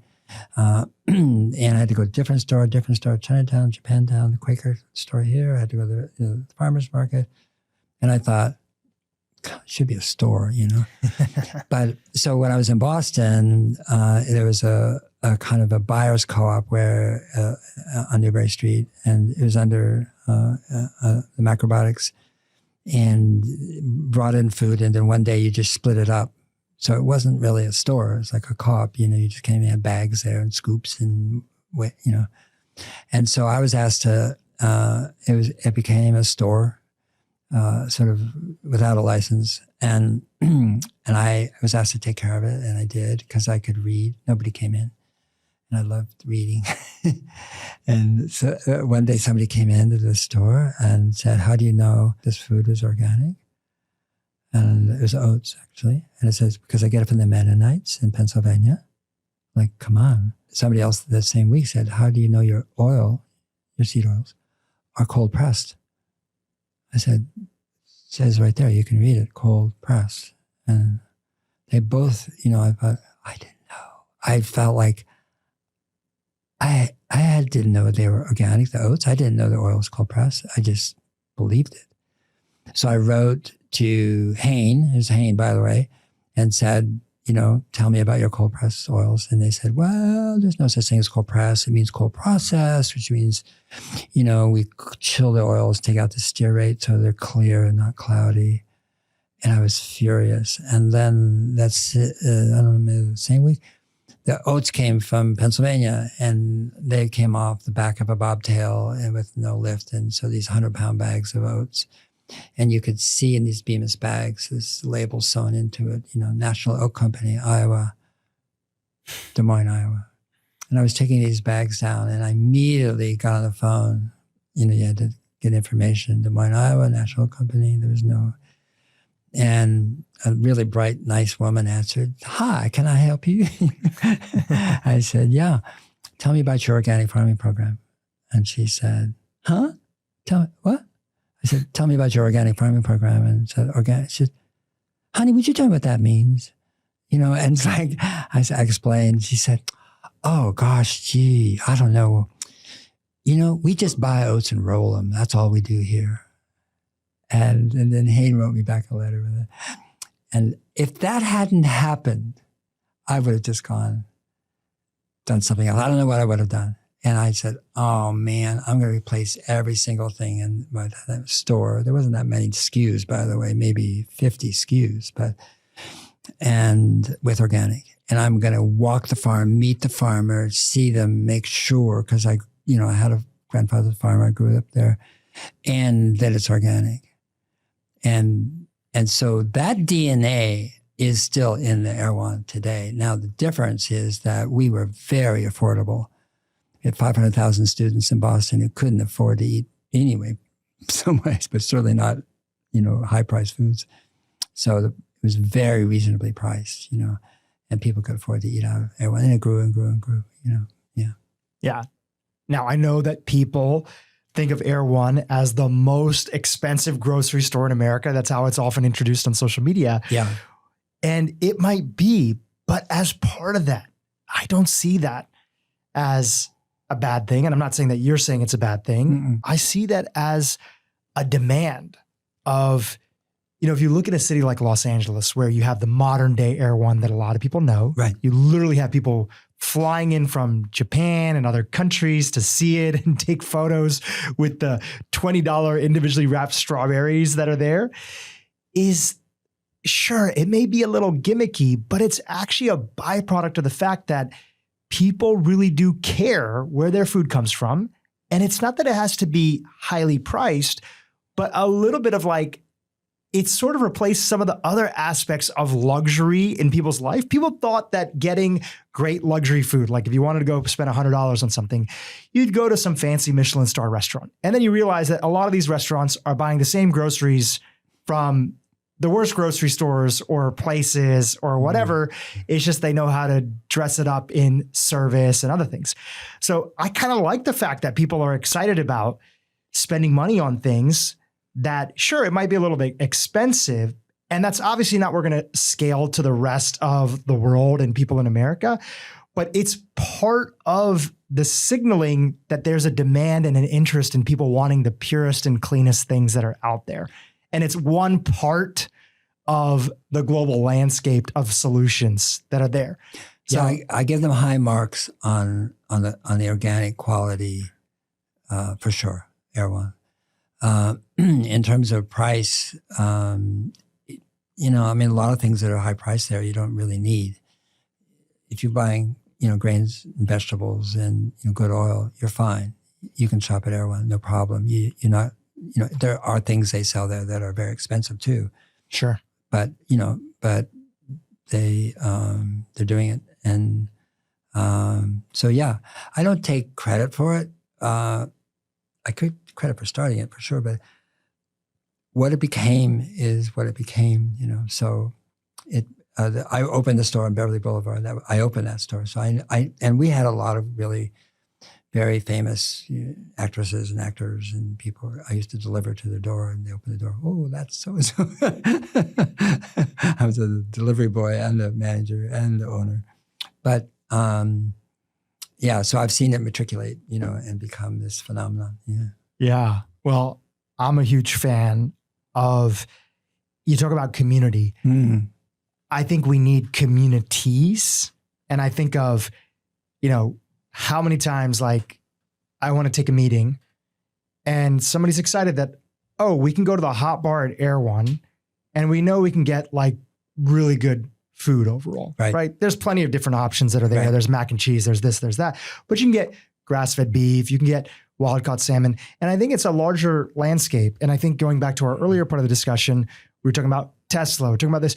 I just want to see more solutions overall. And I think that when you step into that connection, that you're not devoid from nature, one of the first things you start to do, however you get there, is you start to also see, how do I want to play my own individual part in making the world a better place? Because I am part of the world. Right. It could be somebody starting a podcast, could be somebody writing a book or a newsletter, being a reporter who focuses on these stories and these companies and groups and farms that are doing something different. Could be a teacher that's slowly trying to get healthier food into her classroom.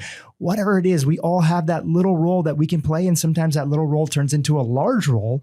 And I think that becomes a huge part of we as the collective cells in the organism are all stepping up and making the world truly a better place, and not just expecting that somebody else does it. Mm-hmm. We are playing our part and raising awareness in the way that we can. And I think if we have that mentality, we're less likely to, there's nothing wrong with criticizing people that need the criticism, but our day is not encapsulated or controlled by the news or social media that wants to get us stuck in all our problems in life are being caused by somebody else. I couldn't agree more. At the same time, I think we have to be cautious that, we are so privileged. And so we're in a bit of an echo chamber in terms of what shouldn't be, what it works, what doesn't work.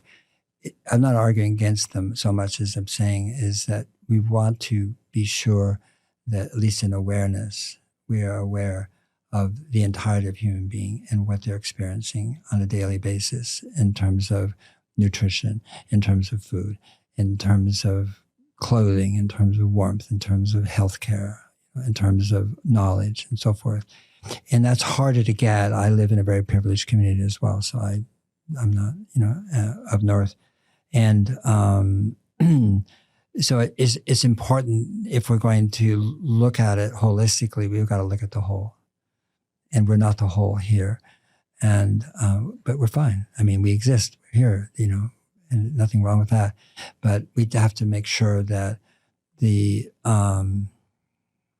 what I say is just like we have to. Another way I say it is like it's almost like we've gone down this road, whether on foot or whatever, but of degeneration. And on every level, our seas, our water, our health, levels of disease, air quality, the ubiquity of chemicals, pesticides, and you go right down the line. We've gone down this road to degeneration. We can see the end of that road now. That's what we're talking about, both of us. And it's like there's a fence there, whatever we're driving doesn't go any further. So I think the stage we're at now is like, okay, I get that. Now do a 180, look the other way. How do we make this regenerative? Not like, stop that, you're wrong, don't do that. That's easy to criticize or to blame or to be righteous, right? It doesn't help. But to just look at, say, it's the question. Good question. It is a really good question. And I said earlier, and I mean it, the only way and the only path forward for humanity is regeneration. We've gone about as far as we can go this way in terms of degeneration. So that's the simple, axis upon which I think, lives that will make a difference should basically pivot on. I heard you in another interview say that one of the thoughts of the multitude of thoughts that was an inspiration around this book is also you facing your own sense of your age, where you are in life, and thinking about what happens when you're not here, as people tend to do, even though, knock on wood, I hope you have the longest amount of time here that we could possibly have with you selfishly.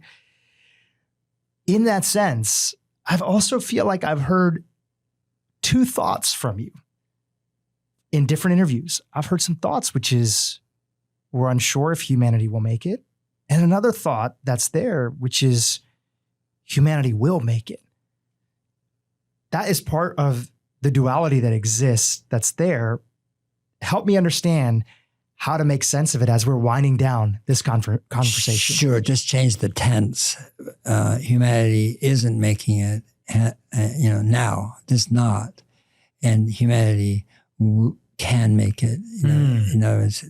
Both are true, as opposed to predictively, like they won't, they will. And that's predictive. I have no prophecies, no insight into the future.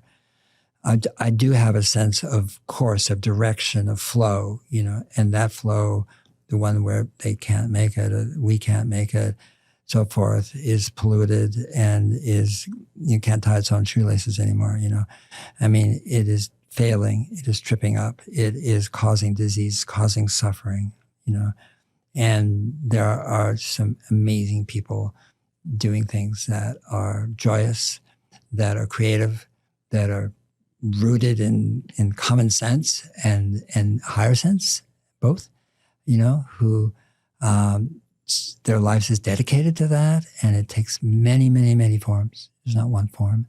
And so I look at both, when I read a lot because I'm writing, and you got to write to the zeitgeist. You got to write to, the world that you live in. But, when I open up the Times or the Post or the Guardian or FT or it's kind of like being punched, in the nose, but then the rest of the time I'm reading stories or papers or books or listening, like to podcasts like yours and other people on the podcast, by the way, not just you. And I get excited. I get a bullion. I get, ideas come. I make notes, or read this, go to show notes and say, oh my God, he talked about or she talked about that. And it's your show notes, And then, so I have a source, that's different than the onslaught of what's coming at me in the morning. I do the onslaught because I have to know the zeitgeist. I have to know what other people are getting. Because if I'm not communicating to them, who am I talking to? And so I do that sort of bimodal, that sort of every day, I mean, the zooming in and the zooming out. Yeah, and it's like, oh my God, that's so crazy. That's so stupid. Oh my God, this person is so amazing, so brilliant, and so beautiful. It's both. And in terms of my wife is younger than I, and I often say, yeah, well, I'm one of those people leaving. I'm leaving soon, and the whole people, the new arrivals, are kind of wondering what the hell. What were you thinking, everybody? Because I got here and this is a mess. This is like our teenagers, and they're right. They have the right question, the right conclusion, by the way. But I said, when you're leaving, and she said, well, don't say that. Don't say soon. I said, well, whatever. I mean, but it's a different perspective if you've spent decades and decades in your life, trying to make a difference. Caring and so forth. And then meeting great people. Thank you, by the way, for inviting me. And at the same time, seeing the rise of just utter stupidity and crassness and greed and hate and delusion, all those things the Buddhists talk about. And to balance both of that. And so what are you going to do? You're here a short time, relatively now. You didn't know that when you were young. You never thought about terminus. You maybe thought about death, but it's very romantic. Not really, and death. And now I do. And I've been very, very, very, very fortunate. I had one little thing stuck in my esophagus, which I had to go get taken out by a hospital. They just pushed the thing down. But I've never been in a hospital. I've never been hospitalized. I never had a disease. I've never, I go to those dentists or things, they fill out the medical form, it's like, no, here. They think I'm just being in a hurry. I said, oh, it's not, just none of the above, You're healthy from living a healthy life. And it's so simple. It's not like complicated, I mean, and people say, well, what's your secret? There's no secret. I said, the problem, the secret is what I don't eat. I don't smoke. I don't drink. That's the secret. The foods I eat are fairly standard, in fruits and vegetables, non-seed oils, things like that. I mean, just like, healthy, but that's it. Don't do anything. I don't take any pills. I don't take anything out of a bottle. I don't swallow anything. I don't, and so it's not like you have to, have a pharmacopoeia when you open the cabinet door in the kitchen in the morning, like, okay, I'll take this. I took it. Oh, that's 1 a day. This is 2 a day. This is that. You can do it if you want. I mean, but I think that our health is actually innate. We're innately, the body always wants to move to that kind of level of well-being. It just stop messing with it, whether it's in your sleep or your work or whether you read what you breathe or what you smoke or all the things you do. Don't do that, And I'm always getting better at it as I age, but yeah. Well, whatever you're doing, it's working, and it's not just leading to a sound body, but obviously from your book, Carbon, which is out now, everybody can pick it up. We have the link in the show notes. It's leading to a sound mind as well. And I want to acknowledge you for taking the opportunity to write a book like this, which is in a way a different book, but so perfectly fits into the narrative that you've presented to people about the power that we have as human beings when we return back to source. And it's poetic. It's beautiful. I love the stories inside of there. And I thank you, Paul, for all your work, including this book, and for coming on this podcast and having this conversation. Dhru, I am very, very grateful for you, period, and for being in your company and being invited. Thank you so much. Hey, YouTube, if you enjoyed what you just saw, keep watching for more great content on how to improve your brain and your life. The brain is a computer. It's not like a computer. It is a computer and has all the same functioning attributes as any of your desktop computers right out there right now.